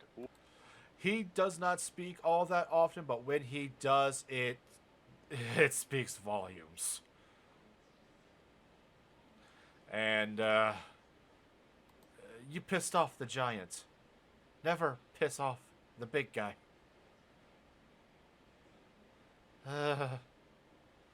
Sawyer, Malice, good luck. We're rooting for you.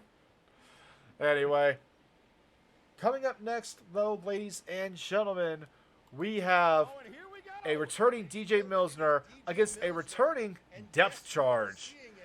Once again, no entrances, getting right into the action. And Milsner returning from his World Tour, and Depth Charge, apparently the paperwork for his entry to Nakama Worldwide was never filed. Typical Trashman fashion. So, Depth Charge is a free agent, technically, in terms of factions. Just, oh god, sitting right onto Milsner. If Milsner didn't have all that muscle in his chest, he'd be dead by now. Oh, crushed under the weight of the ocean, if you would. Yeah, because Depth Charge is a good 350, 400 pounds of frickin' horse. There's a lot of whale meat in that man.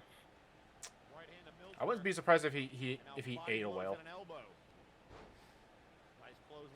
Although I'm not Maybe he's pot whale. Has anyone ever actually seen him underneath that helmet? No, I've never seen him underneath the scuba suit. Well, at least the helmet. So he could be like a whale-man hybrid. We never know. Maybe. I think I saw that on Venture Bros once. Yes, I think I heard him talking about cuttlefish. God, just tossing Milsner with ease, though. DJ Milsner is not a light guy, as you can clearly see. But just tossing him with just the faintest of ease, though. My God, Depth Charge. Depth Charge showing absolutely no ring rust. while Milsner is still trying to get back on their feet, it's a rough coming back fight for Milsner. That is for sure. Most definitely. Well, Milsner has been busy with his world tour. I mean, because, he's not just a wrestler, he is also a DJ, as the name suggests. But Death Charge, however, has not missed a beat with the month's hiatus that he had. I mean, he probably spent that time training and just trying to keep up his instincts. That's a terrifying thought. I wouldn't be surprised if preparation for this match Depth Charge went underneath a waterfall or a sensory deprivation chamber in the ocean and just sat there menacingly. Would that work with the helmet on? I have no idea. I've never been in one of those. I don't think I've been in one either. I spent like 2 seconds in that one room in I think it was Denmark, where it's like there's like no sound whatsoever. That was weird. You're braver than most. To be fair, I went in and then went right back out the moment they closed the door. I spent like... You're still braver than most. I heard my own heartbeat. It was weird. Anyway, we got Depth Charge whipping Milsner into the corner, delivering an elbow. God, look at that reversal from Death Charge, though. Slamming Milsner onto the ground. He has just been tossing Milsner around all over this ring. I don't think Milsner has gotten any offense on. No. Milsner's, as you mentioned earlier, Milsner's a pretty big guy, all things considered. He might just be at a loss what to do with someone bigger than him. But all Milsner needs is just a little... It's that saying, give an inch, take a mile. He just needed that little inch to do what he does best. Takes down Depth Charge. One strike to his knee. And looks like Milsner's at the top rope. Trying to go for a leg drop onto Depth Charge. Spitting up algae. Could we get a camera in there? I'd like to see what exactly happened. How did he do that? I guess he he turned his back to the camera and probably opened the hatch on the face to spit the algae out. I mean, I would prefer that to him and Butler. Also, apparently, Flashbang getting in on this. Let's see, we got Depth Charge G'ing to assert dominance on Milsner. Feeling pretty confident in himself. I would be too if I were performing this well in a fight. But he can't rest yet. After all, matches have been won off of reversals like that before. Grabbing him, nice little suplex from Milsner, going right back to the top rope. Is this going to be the base drop? It is! Ooh, instantly going into the pin attempt. 3.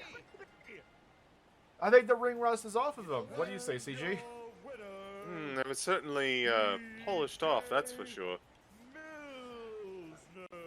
And we got your winner, ladies and gentlemen, DJ Milsner. And looking around, giving a little something for the fans. Everybody say hey. Hey. Oh, here we go. And there he goes, just showing off those moves that he is most famous for.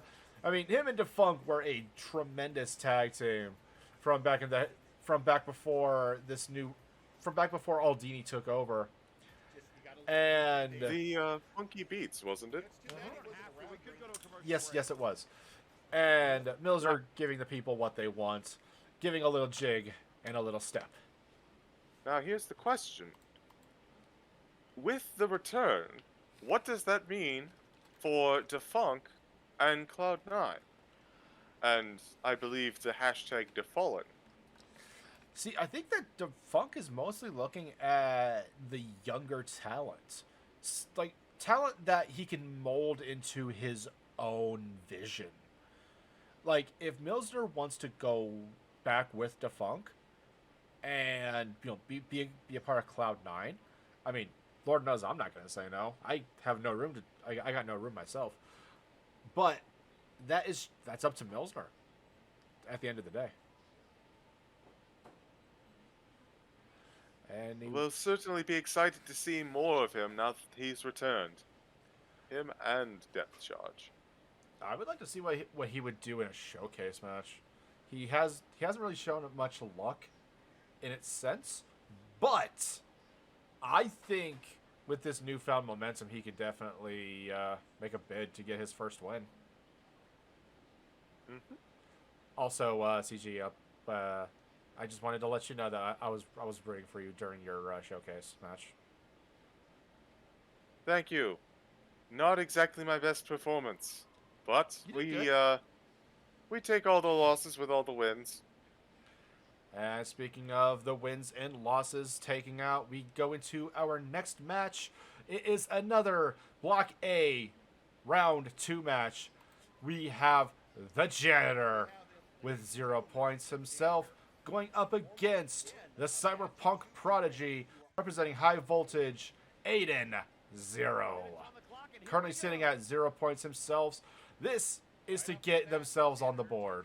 And the Janitor, knowing that, seeing that, is coming at in full force. Aiden is one of those individuals that you always seem to forget their true potential. Like, and it's for no fault of their own. It just seems like Aiden will come out of the woodwork, remind everyone with an absolutely stunning win or claim of some sort, and then disappear again, just long enough for everyone to forget and underestimate him. I mean, I'm sorry, go ahead. I don't think that's going to be the case this time. No, because at least in the case of the C101, 9 rounds, 9 weeks of straight wrestling. So, and we're currently at week number 2. This means that all your opponents are going to have an opportunity to scope you out. You can't rely on underdog tactics. You have to You have to be a fighter. You have to be, a winner to like, for a lack of a better word. You have to be skilled, and you have to make sure that you can endure everyone knowing your capabilities. Yeah. You have to be prepared for everyone having a plan for you. I have to agree. I mean, changing up tactics as well, especially on the fly like this. I mean, you're given a week to not only study up on your opponent, but to also apply it into your own technique and style. Mm-hmm. And that's part of the game, is keeping everything and everyone on the back foot. Can't get too complacent, otherwise you're just asking for trouble. Apologies, try to look up something really quick. What will the standings look like when that happens? Anyways, we got a nice little neck breaker from Aiden 0. You know, a pretty fucking big lariat from Aiden. I think I heard from Aiden, like, what's the difference between a clothesline and a lariat? A lariat, you put the force of God behind it, and that is what he did. And the Janitor, for all of his, well, cleaning expertise, is certainly getting mopped up right now. Oh, most definitely. Nice little backdrop onto Aiden 0. Now, Aiden 0 himself is a former Nexus Titan champion and a former tag team champion with, the now defected leader from High Voltage in Chaz Lee. Sure that he doesn't regret that one bit. Boy, Aiden seems to have just the most unfortunate history of being stabbed in the back. Yeah, that's a weird trend that he probably wishes that that wasn't a thing. Indeed. Boxing outside the ring. Janitor getting a nice right hook over on Aiden.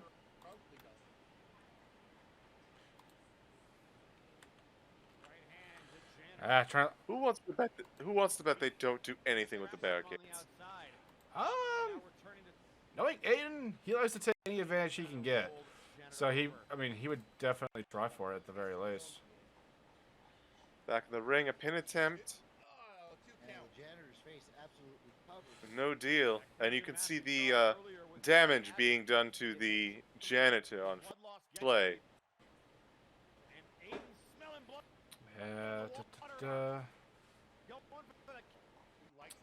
Can't find the graphic. Disappointing. Anyway, so we got a nice little neck breaker onto Janitor, just cracking his neck. You know, he actually tried to do that. Like, he actually wanted to pop my neck the other day. And remembering this match, yeah, I was a little nervous, but it kind of got it right back into place. Now that Dragon Sleeper divide by 0 on the rope, getting a bit of a leverage, making the wind leave his lungs.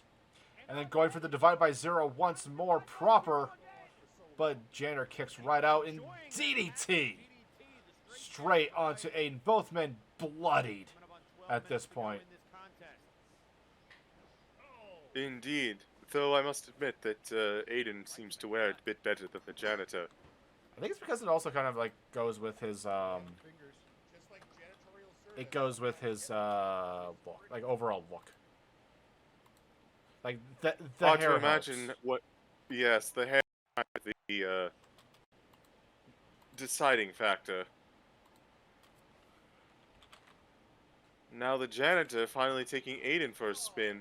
Oh, oh. Very rarely you see this time attempts to put people down.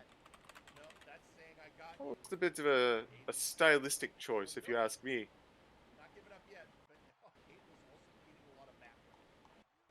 Yeah. And then trash talk straight to Aiden 0. Is he gonna tap? He does not.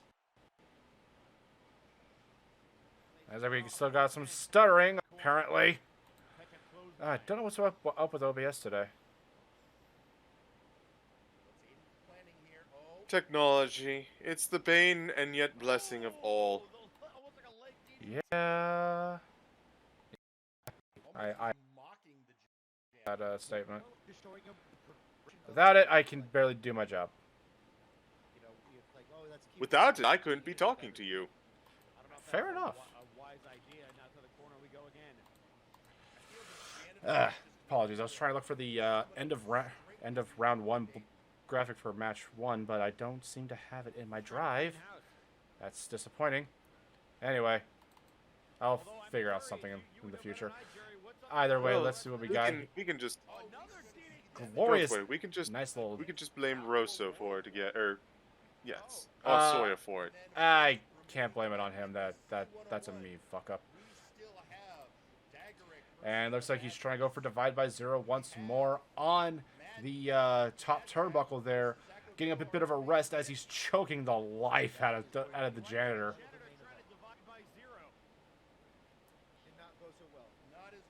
Going for that cover. 1, 2, kicks right out at 2. Man, the lung capacity on this man.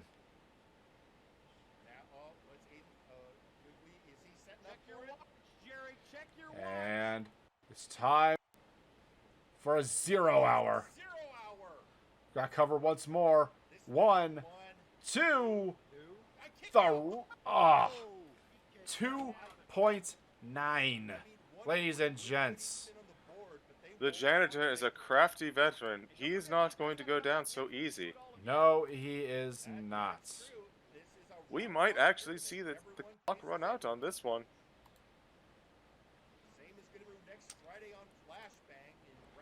And we got trying to kick his head in. Aiden kipping right back up. Doing a little arm drag there, but janitor picking him up. Inverted DDT.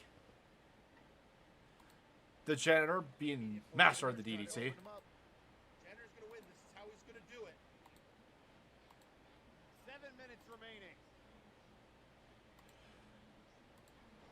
Back into the corner and instantly follow up with those legs to the back. Oh, but the momentum swings once more. Man, It's been back and forth with these two, and whoever's taking the lead in this dance. Well, both men are at 0 points as of current, and neither man wants to be the one who progresses less and less in this tournament. Because there is one factor that nobody in the C101 wants to do. They do not want to be the Alpha Kong of this tournament.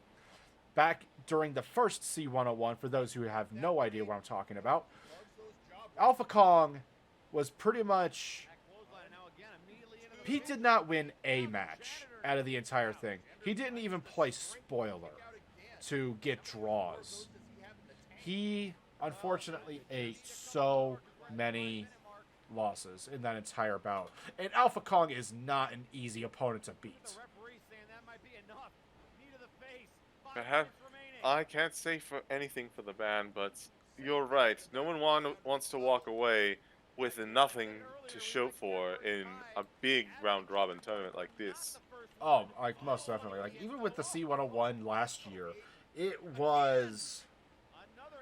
Yeah. Oh, we had actually in the C101, it was Parasite, Demon, and Yakiniku Party, Para Party, with 0 as themselves. So, it looks like there is one outlier in this entire in the C101 so far that unfortunately doesn't get anything. But that does not mean that this cannot be the year to where no one is in that position. God, busting. Speaking of positions, Yeah. the janitor seems to be in quite an awkward one right now. Well, excellent reversal, and he's got momentum again. It has been back and forth between these two. 4 minutes left. Trash talk onto Aiden's 0. But he does not tap. He does not pass out. Going for the cover. 1, 2, 3.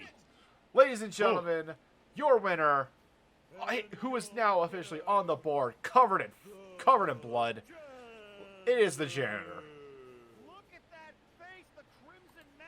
God.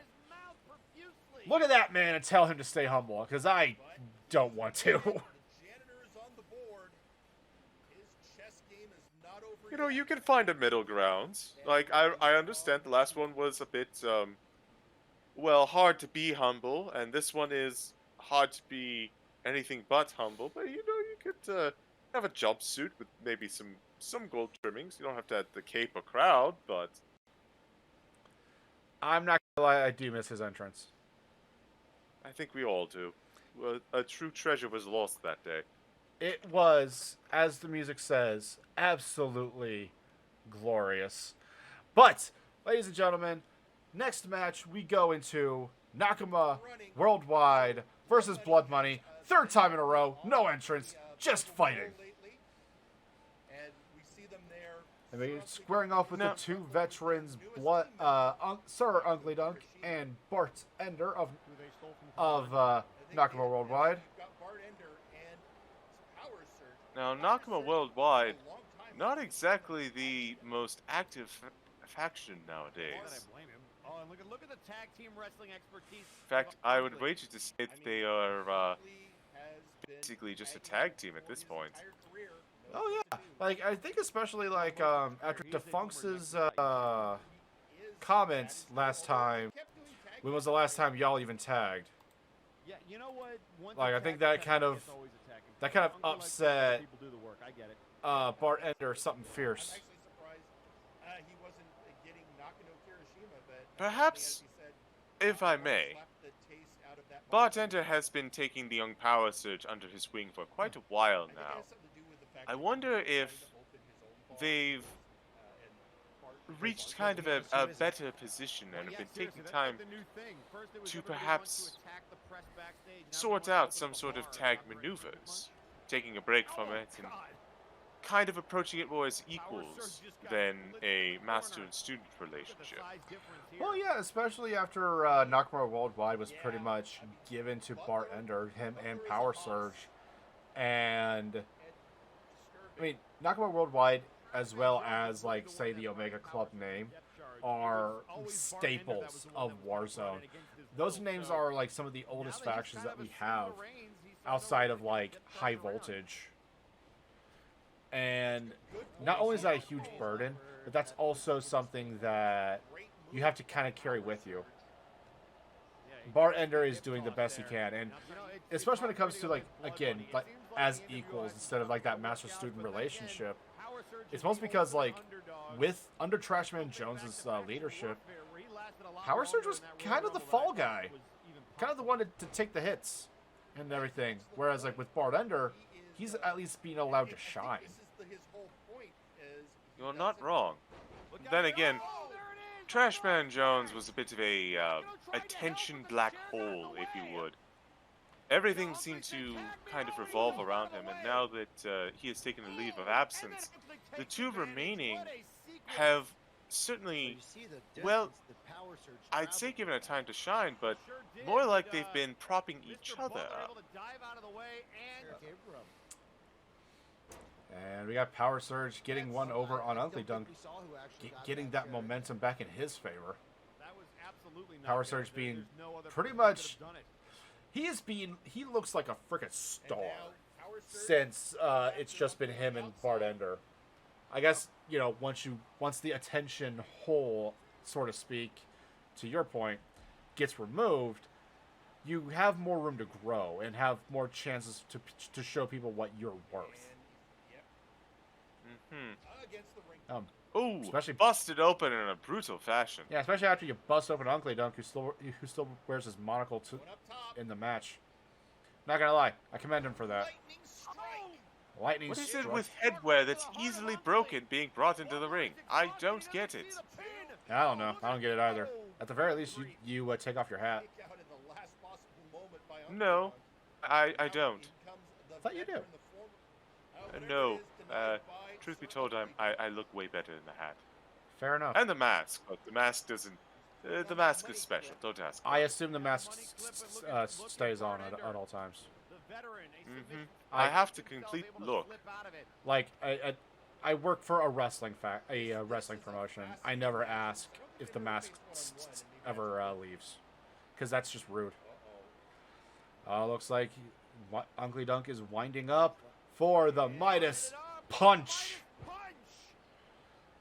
Straight to the dome of Bartender. 1, 2. 24 karat knuckles right there. Yeah. Oh God. I just thought of something. Ugly Dunk would be the kind of guy to bring out like sterling silver set of knuckles, not brass, silver, because gold's brittle. I'd believe it. Honestly, at this point, I imagine that Uncle would come out with diamond rings, spelling BLOODMONEY. I actually had to count for that one. Like on his thumbs too. Yeah, I can see that. Oh God. And he would be that person to put rings on his thumbs. He would, wouldn't he? Yes. But Got bought on the ropes now. yeah, just dragging him, neck caught on the rope, and tagging right into Power Surge, delivering a drop kick of his own, hot tag, so to speak. Oh, Power Surge has been putting in a ton of work in this fight. he's showing off that like explosive kind of offense that, I mean, not only a lot of people are coming to enjoy as of late with as wrestling fans, but I guess it's just a way for him to stand out. I mean, that Lucha Libre style does have a lot of high points. High points going into low points, dropping onto someone usually. Most definitely. And got super kick caught, and then just delivers it again straight to the chin of Ugly Dunk. Butler addressing the crowd. 3 count. Nakama Worldwide picks up the win. And I do apologize for interrupting you. And your winners, Oh, it's alright. I'm sure this puts some wind back in the sails of Nakama Worldwide. And definitely stops any naysayers that Surge and Bartender are not that cohesive unit. because my God, that was a fantastic match. I love that, especially because it makes. I said it before. I'll say it again. That match made Power Surge look like a fucking star. You want to know what this reminded me of? The Bell Bros. And not just because Lucha's tagging together, no, but because they were accenting each other so wonderfully. Bartender with their the more seasoned approach, and the smaller firecracker that was Power Surge. It just seemed like the natural comparison to me. I can see that. I can definitely see that. Granted, in that case, the smaller firecracker was at least in the case of the Bell Bros, the smaller firecracker, that was the more experienced one in Flyboy, whereas Strongman, the baby brother, was more. Well, he was a bit green during the Inquisition arc, but he's definitely ironed all of that out to where he is the superstar that he is now. Well, I never did say it was a perfect comparison, but I do believe that Nakama Worldwide, as they are now, have potential to go places. We'll have to wait and see if they do, though. Yeah, and that's just more people to add to the apparently ever-growing list of people to look out for in the tag division.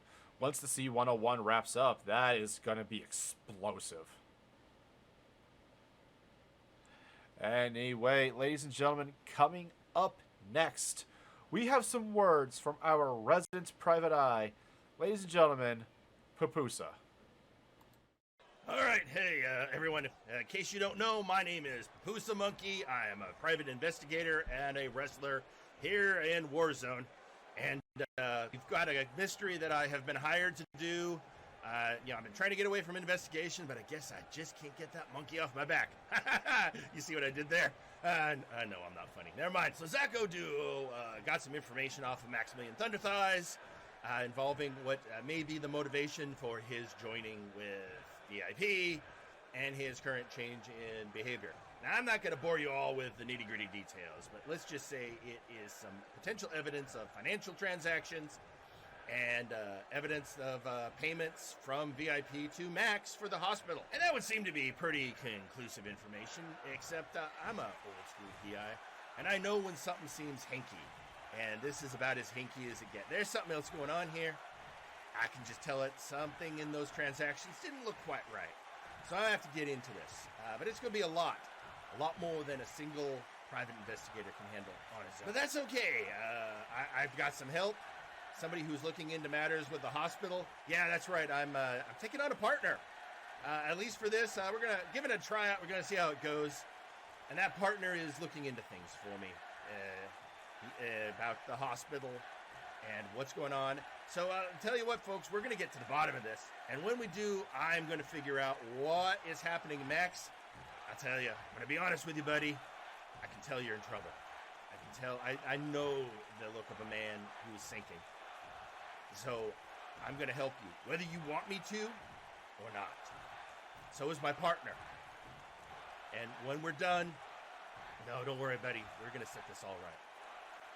Well, my name ain't Papusa Monkey P.I. The private eye addressing the people. Apparently, Maximilian Thunderthighs was given Zacho Duo beat Maximilian Thunderthighs for this incriminating evidence that Zacho surprisingly gave to Papusa. Papusa is taking this and kind of trying to figure out what's going on with Max and VIP. Also, Papusa has a partner now. That's it. That's interesting. Wonder who it is. But the main outlier that we should all be thinking of is what does VIP have over Maximilian Thunderthighs? I mean, they're pretty much making him embarrass himself on a weekly basis, it seems.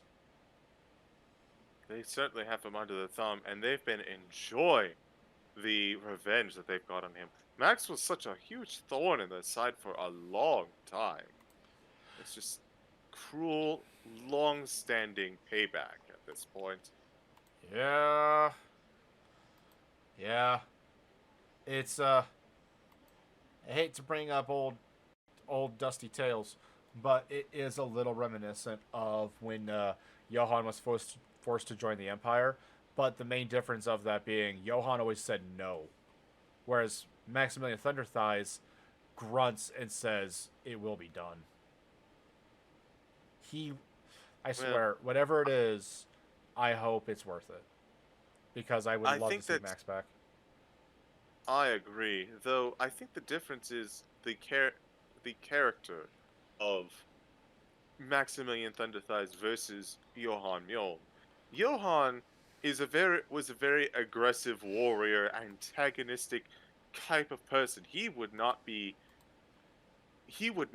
cowed, no matter what O King did. Whereas Maximilian, at his core, is the type of person that just wants to help people. So he is more likely to just grin and bear it to help the people that are currently commanding him. I have to agree with that take. Maximilian Thunderthighs has essentially the world on his shoulders right now, and he's just bearing all of this weight until it just ends. But much like Atlas, it could never end. Like, VIP could hold this over Max's head for a good long while. And who knows what VIP is going to make Max do next. Because at one point, enough has to be enough. I don't even want to think about it.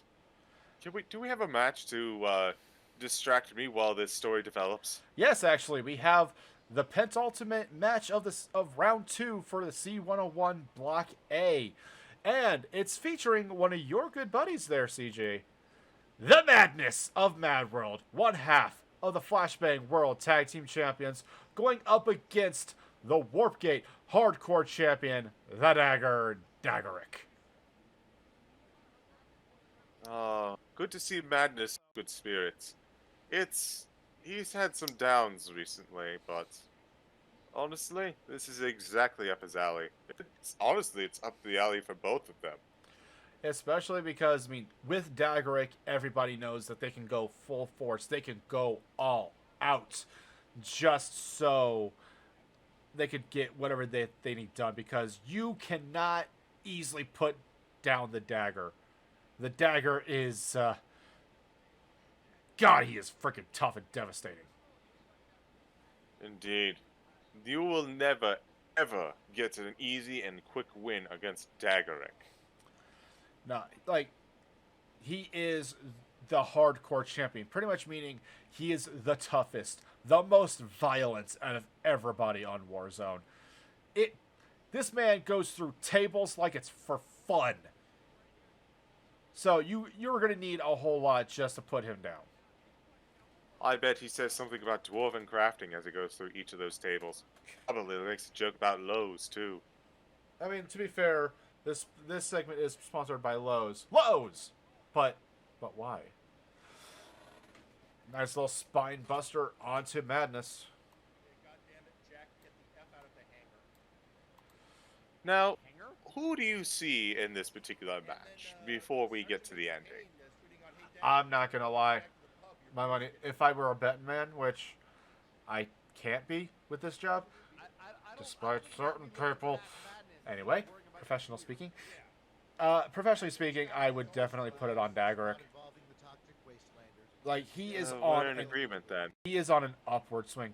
Not to discount the Madness. The Madness last week had, I think, the upset of the entire tournament so far in beating Lady Boots. That was a match that was heavily leaning towards Boots. But Madness breaks out and just gets the win. The Madness is not someone you want to discount, but like mentioned before, Daggerick is Daggerick. There's nothing else I could say. Listen, I like the Madness. I think he's a wonderful performer. He's a bit eccentric. And certainly beating Lady Boots last week with a nice feather in his chaps, but Daggerick is just a different speed altogether. I don't think Madness has this air about him where you're never quite sure where he's coming from, and that keeps him afloat, that uncertainty in matches. But you run into someone like Daggerick who doesn't care about the left hook out of nowhere. He's just excited to be punched. Yeah, Daggerick doesn't care about no fancy schmancy plans. He just wants to fight. Whereas Madness is by far the biggest wild card out of this entire match. Also, Daggerick's freaking jumps. Like, my god, the ups on that stomp. He's getting a full, what? 8 feet off the ground? That's impressive. Especially with how quick it is, too. Madness looks like he's trying to fight Daggerick into the corner. Going against the ropes. Tilt-a-whirl DDT. God, Madness. You actual mad lad. Wheelbarrow stunner. Oh, looks like he's getting set up. No, it looks like he's picking Daggerick right back up. Oh, breaks out and punches him right in the stomach. Nice little crossbody from the Madness. Cover. 1. Kick out at 1 after almost 7 minutes. Neither man. You know what? So go ahead. I think I changed my mind. I think, without seeing the ending, I think that these two competitors, more out of any other match I've seen, would end in a draw. Oh, that's a good take. God, just Chaos Moonsault, cover 2. Looks like he's going to the well again. No, going for that splash, but gets caught in the knees.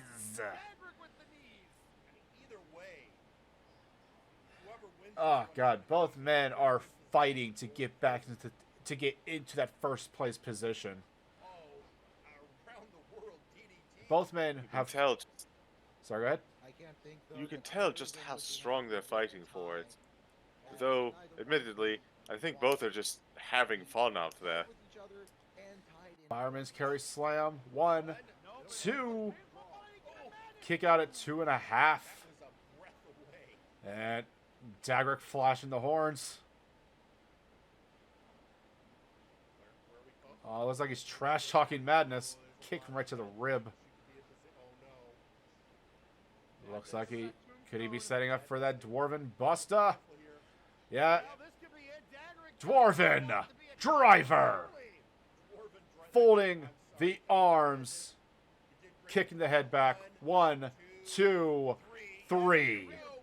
Daggerick is your winner, ladies and gentlemen. He has 4 points on the board. Madness. No draw today, but I definitely believe that Madness could take Daggerick further on down the line if he were to ever get another shot. Oh, all he needs is just that one more chance.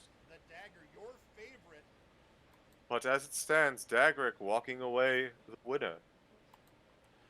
And Daggerick, as we said before, is awarded 2 points. Madness has 0 for at that round, but he still has 2 from his previous, so he is currently sitting at the second place position. But before we get into our main event, ladies and gentlemen, we have our promo of the week for Warzone.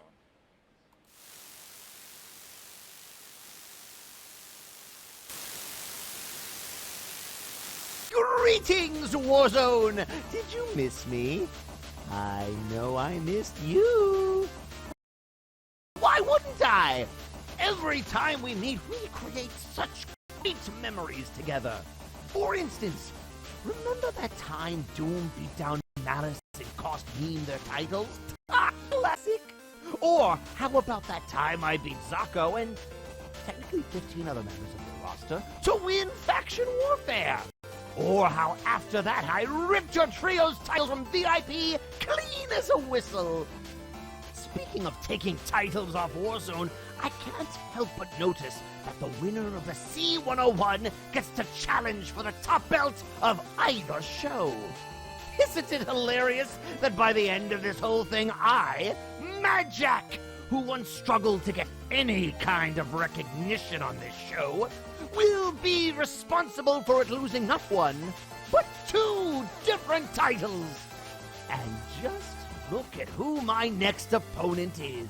The champ himself, Bosco Duo. The same guy I get the better of every time we meet.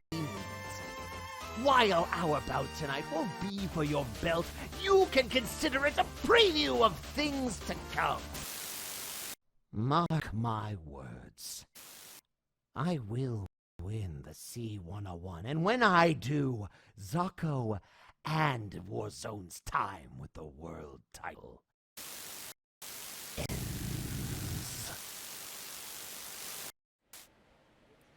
And here we get into our main event. 1/3 of the Trios Championships representing Doom, Mad Jack, going up against the MNW World Champion representing the main event Mex.exe, Zocco Duo. And this was a nail biter. This was an absolute nail biter of a match. Absolutely. You could just feel the history between these two as well. God, like especially with with what Mad Jack said, he has not gotten a win over Mad Jack whatsoever. Sorry, Zocco hasn't gotten a Mad Jack over Zocco whatsoever. And this Something that the Pumpkin King is certainly going to rub in, as that promo did show. Yeah, and then here we got a nice little Jack in the Box. Straight into the exhaust port. Oh, moments like that, I think Zacco's glad he's a robot. And just resting at that newly awarded arm. Into the cover. God, like, it was hard, absolutely hard to edit this match down to a more digestible length. And, oh god, Meteora straight onto the outside. Shit like that happens all the fucking time in this match, man. I could not get this down quick enough. And then another Jack in the Box in the exhaust port.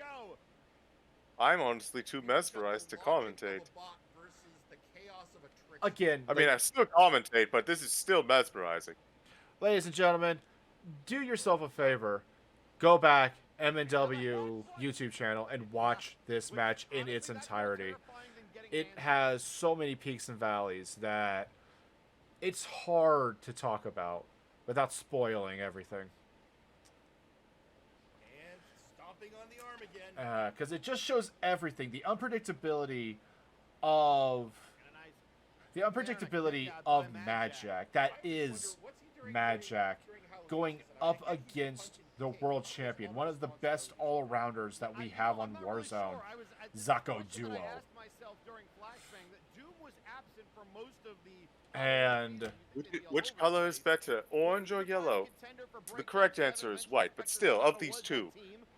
I sense bias from that one. No. Really?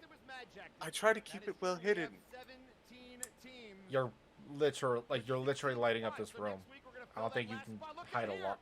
Oh, hush. You flatterer, you.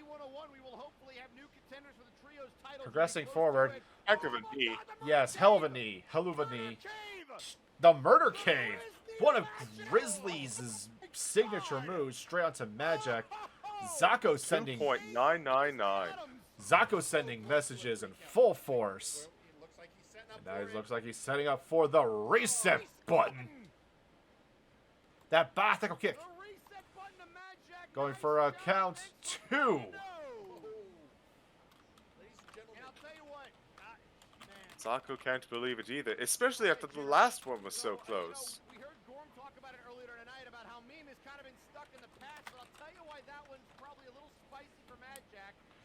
And looks like Mad Jack's going for a knee of his own. All Hallows knee. Busted open. 2. Kick out right at 2. Well, Zacho isn't going to go down that easy. No, he is not. Pumpkin King wasn't very happy about that. He had quite the opinion, it seemed. Never do you see a world champion have something to prove. Have an enemy that they haven't beaten before. Because like being a world champion, you are up at the top. You are the guy of the promotion. And nearly never has there been a blemish on a champion's record like this. It's a well-known fact, not only in wrestling, but in other competitions, that sometimes, even though you are more skilled, you just can't beat another person. It's just a conflict of styles, different mindsets. That might wind up being the case here. Weak demons, I believe they're called. That might be the case. Mad Jack might just be Zacho Duo's demon. Yeah, because like 1, there is 2, kicks Got to out 2. right at 2. Well, much to kind of piggybacking off of what you said, there is, at least in one case, somebody who has your number. Somebody, Future Shock DDT straight onto the Pumpkin King. Going for a count 1, 2, kicking right at 2. This match was, like, so far this match had a lot of high impacts and just a lot going for it. And this was just a halfway point. Off switch busting open the Pumpkin King. You say halfway point, but let's not forget, several matches tonight have not even made it this far.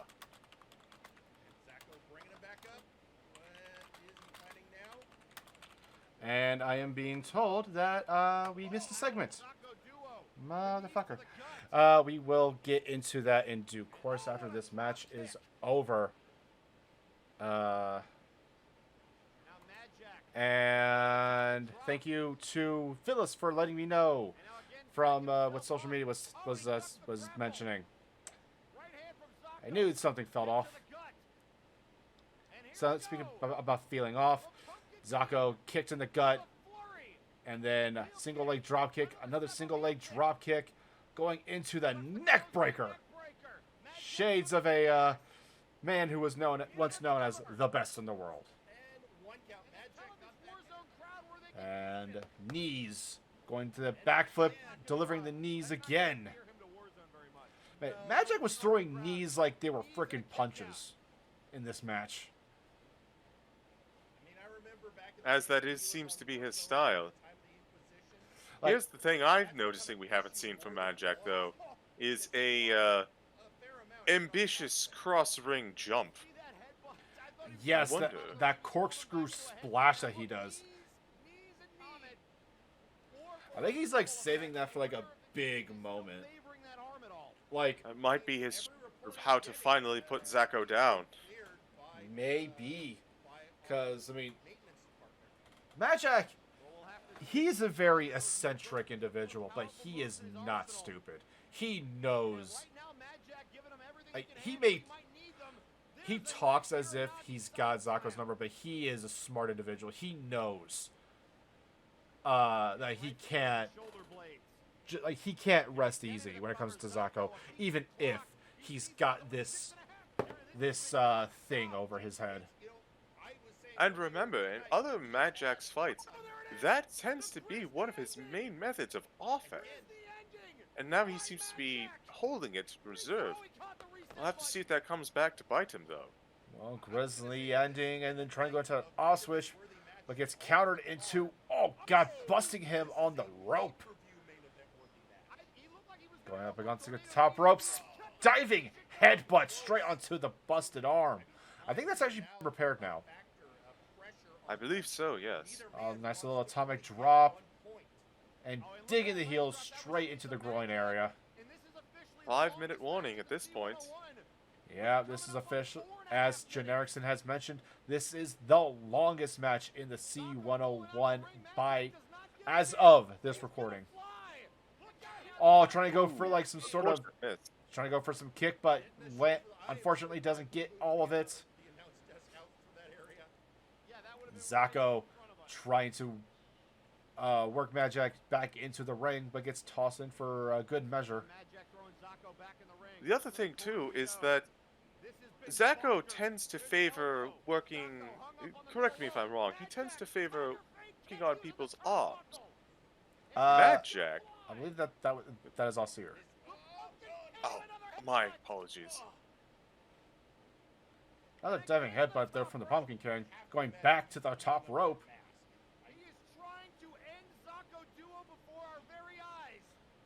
And going. Seems to be where he spent half of this match. Now they're diving another meteor from the top rope.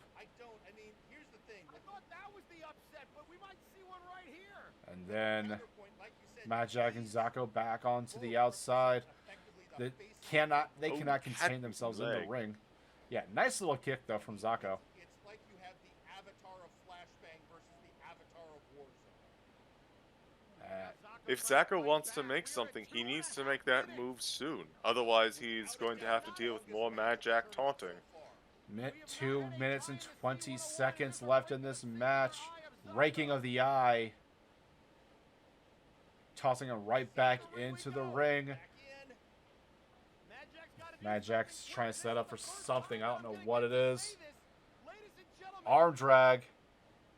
And then the official 2-minute warning, Tuwa, was brought in. Looks like Zako, he realizes time's almost out. Setting up. You can sense the desperation growing. Looks like he's going in for that red comet. Gets countered into a boss KO. 3 times in a row these last 3 weeks. Does it end the match?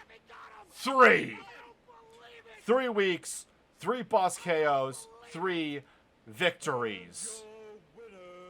Majak continuing to be a force and the unconquerable wall for Zako Duo. This means Majak joins Daggerick and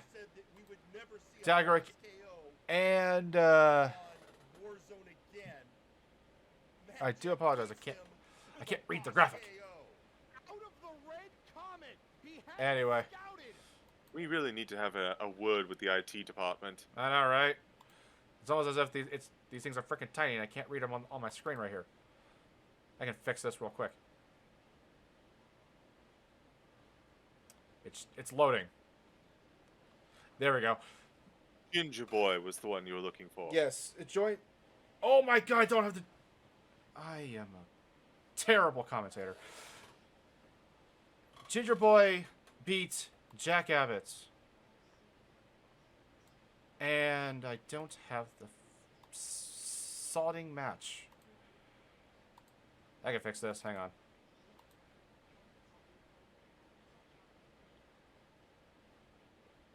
This is embarrassing.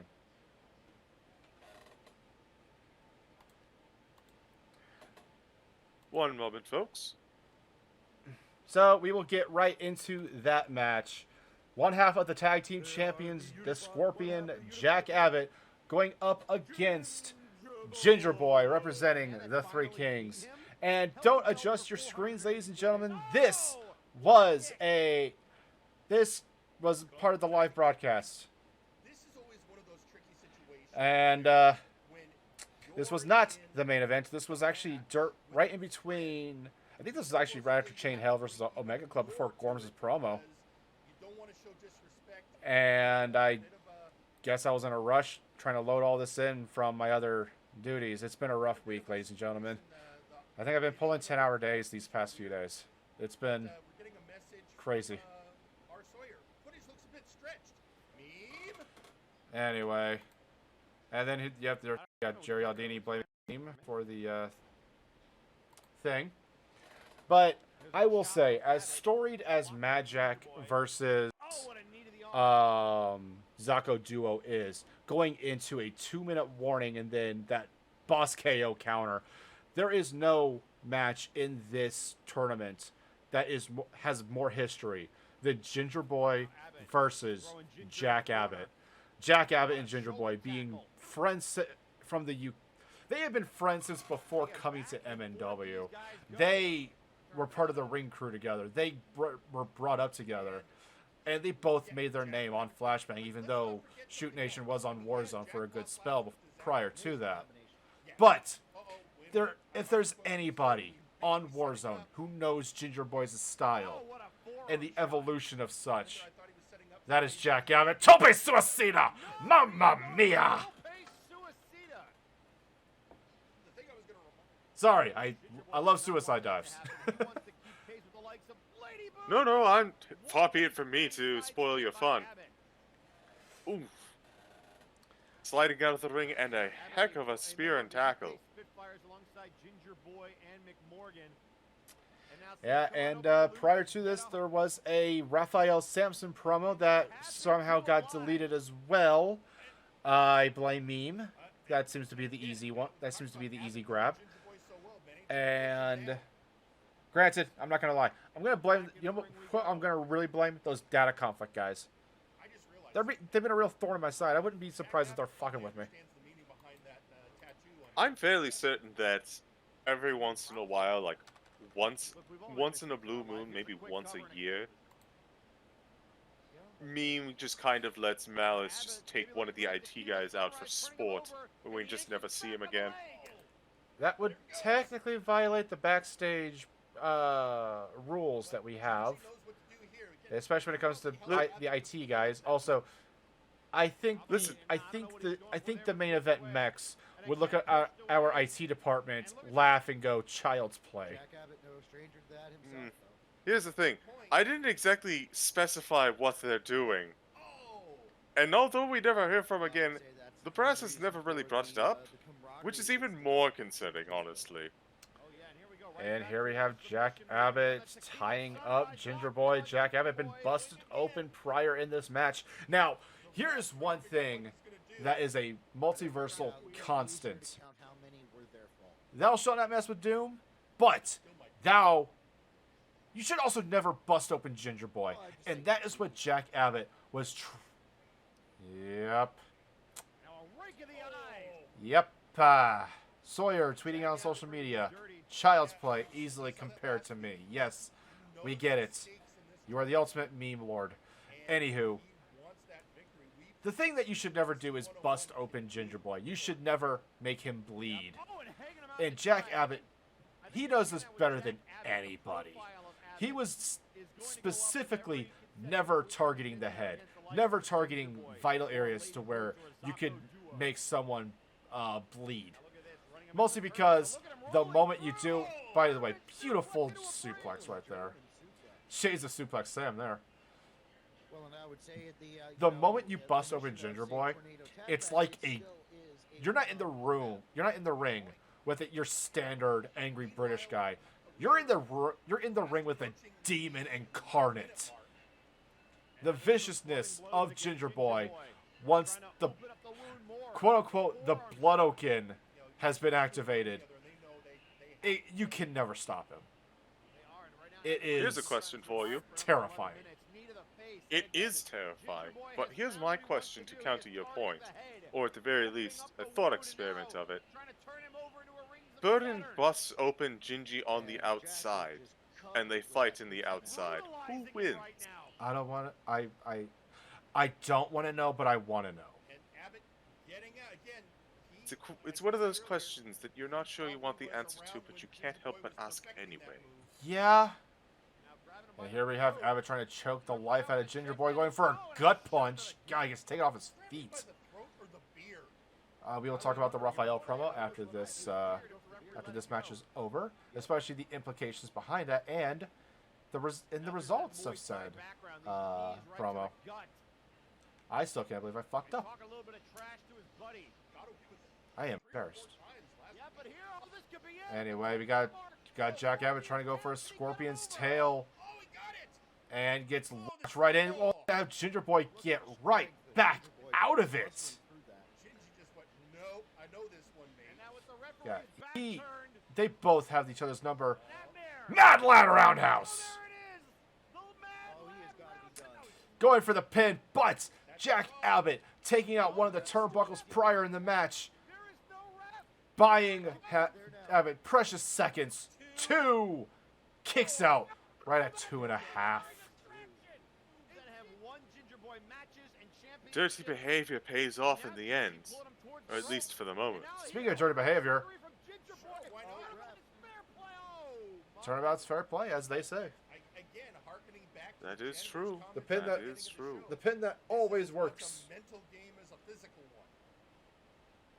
Although I can't talk shit. Matrix used it to get into a qualifying match for the tag title, so, you know, egg on my face on that one. I mean, I used it successfully.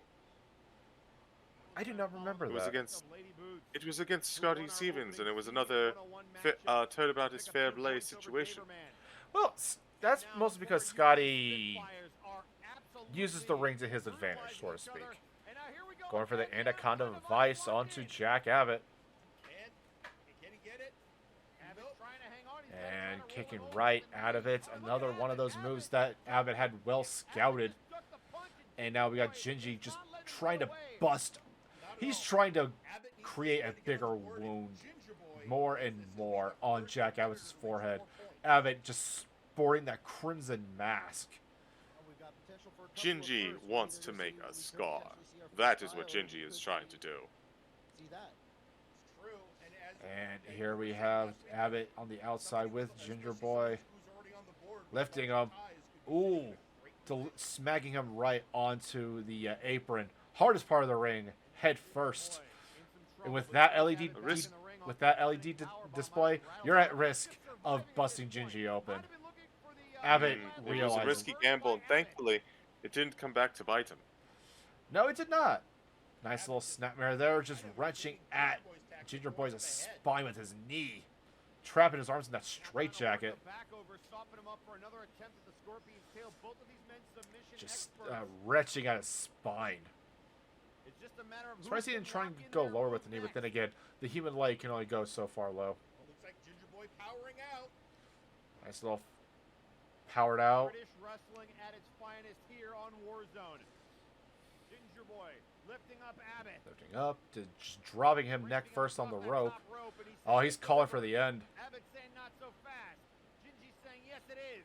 Just making him bleed more and more. Honestly, at this point, this just seems like Gingy. I understand that they've got a history, but this just seems like Gingy taking out a lot of residual anger from something else. Well, prior to this, funny enough that you should mention it, him and Aiden Zero had a bit of a war of words of sorts after Gingy threw a chair into a match against High Voltage and the Three Kings. I've heard about the chair incident. Yeah, Aiden took exception to that. They were going to have a match at the Super Show. Super Show was very stacked. So the brass was like, let's just get you both into the C101. And if Gingy and Aiden win, Gingy and Aiden meet, it's going to be explosive. I guess Gingy's just trying to show this is what's going to happen. I'm going to choke the living shit out of you. London Dungeon, tap out. Your winner, Ginger Boy.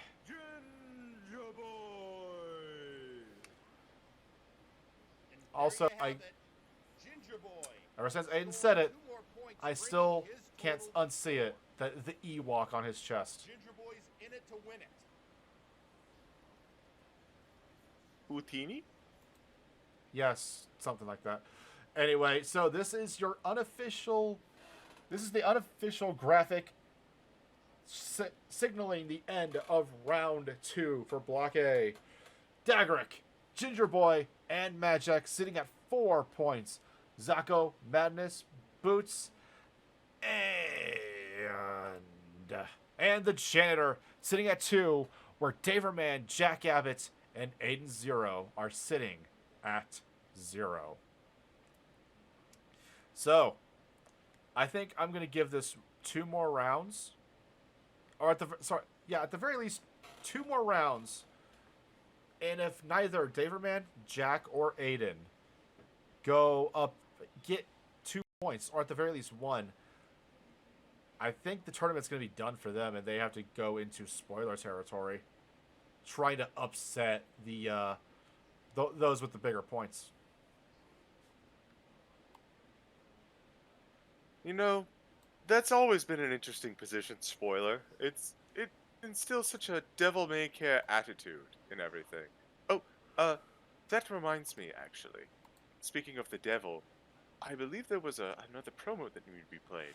Yes, so prior to Ginger Boy going up against Jack Abbott, we had Raphael Sampson address the multiverse, and he gave out an open challenge. And later on in the night, that challenge was met. CG, I'm going to give you two guesses. Who of Warzone would answer the Big Oof Champions Open Challenge?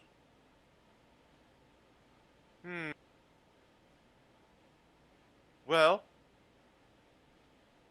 I'm going to guess Absolute Washington, and even though he's on another promotion, I'm still going to guess Apollo Hades. He does have a nasty habit, doesn't he? Yes, he does. No. Ladies and gentlemen, next week on this Saturday on MNW Warzone, we have Big Oof champion Raphael Sampson of the O-Lods going up against the Latino B himself, Buck Bumble. Ooh.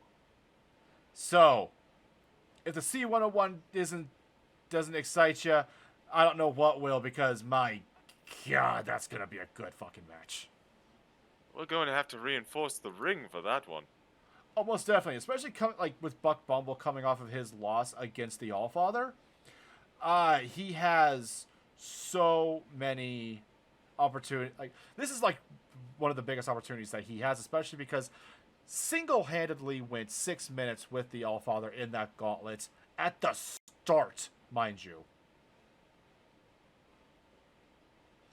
Honestly, I still maintain that was the most impressive showing of that whole gauntlet match. And now, I agree. Buck Bumble is putting himself out there to make another impressive showing against another veteran. Yeah, I agree. Excuse me, ladies and gentlemen. But, with all this being said, we move into our Warzone moment of the week. Game of the oh, could we see it? Oh, he's turning him around. It could be minute and 45. It is. He's got him up. Red Comet. The Red Comet. Well, this is. Oh, wait. What? Wait. What? Oh my God. The Red Comet into a boss can no. I don't believe it. A minute and a half. He got him. Oh my God. I don't believe it. I don't believe it. And your winner, Mad Jack. The week that Zako Duo declared that the boss KO will never be shown on Warzone, Mad Jack said, nuh-uh, and delivers a boss KO to pick up a victory over the world's champion. And that is your moment of the week. Now, before we put Warzone to bed, we have round 3 starting off for Block A this coming Saturday. We have Zako Duo, the world champion, versus Aiden Zero. We have The Madness going up against Daverman. We have Janitor going up against Jack Abbott. Lady Boots versus Ginger Boy. And Mad Jack versus Daggerick. My God, this next round's going to be interesting to say the least. As you all can see, we have Mad Jack and Daggerick with both with 4 points. We have Lady Boots and Ginger Boy. Ginger Boy with 4, Lady Boots with 2. If Lady Boots wins, she ties with Ginger. But if Ginger Boy wins, he goes up to 6. Janitor Jack Abbott. Janitor coming off of his win with Aiden Zero. If he wins, he's up in the 4-point club himself. But Jack Abbott needs this victory, or else he's going to be at risk of being this year's, well, let's just say, spoiler, to say the least. We have Madness versus Daverman, both men with 2 points. No, Daverman does not have a point. He is at 0 still. So, but Madness with 2. So, this could be a way for Madness to get up to 4. And then we have Zako versus Aiden 0. Zako with 2 points, Aiden with 0 himself. This could be a way for Zako to kind of get that momentum back and get back at Mad Jack himself. Or this could be a way for Aiden 0 to finally get some points on the board. And the possibilities are endless, and it's so exciting to think about. Indeed. You can hardly sit in your seat just imagining these fights coming in very soon. Like, I'm glad that we have steered away from the C101 being a all one day event, or in the very case with the sequel last year, having it be like split between 2 days. I love this rendition of the C101 because this makes for amazing weekly TV. This makes the analytical parts of wrestling fans' brains go freaking crazy. And I am here for it. The analytics behind it, the possibilities, who's going to win, who's going to challenge for which title, it's endless. Best be careful. Your online theorist is showing. Listen, I am a nerd first and foremost, and I will never be shy of that fact. Because deep down inside, I'm a fucking huge wrestling fan in my heart. But Aren't we all? most definitely. So, as we put Warzone to bed, CG, what are some of your final thoughts? C101 is heating up. Pretty soon we'll have our front runners well established, as well as our unfortunate to-be spoilers. But, well, I can't help but see a lot of drama, not only in the future, but as well as the developments from these most recent fights. It's certainly interesting seeing it from the outside, and I look forward to seeing it develop more. And with that being said and done, as we are winding down here, you can watch Friday Night Flashbang on twitch.tv/Edward Bosco, 8 o'clock Eastern Standard Time on Friday nights, and MNW Warzone, 4 o'clock Eastern Standard Time on twitch.tv/Dr_Caliban. So, CG, is there anything that you would like to tell the Firing Line audience? Make sure to tip your waitresses and be sure to join us next time for round 3. So, for the CG Ghost, I am Joe Mojo, and this has been Firing Line. We are signing out. Have a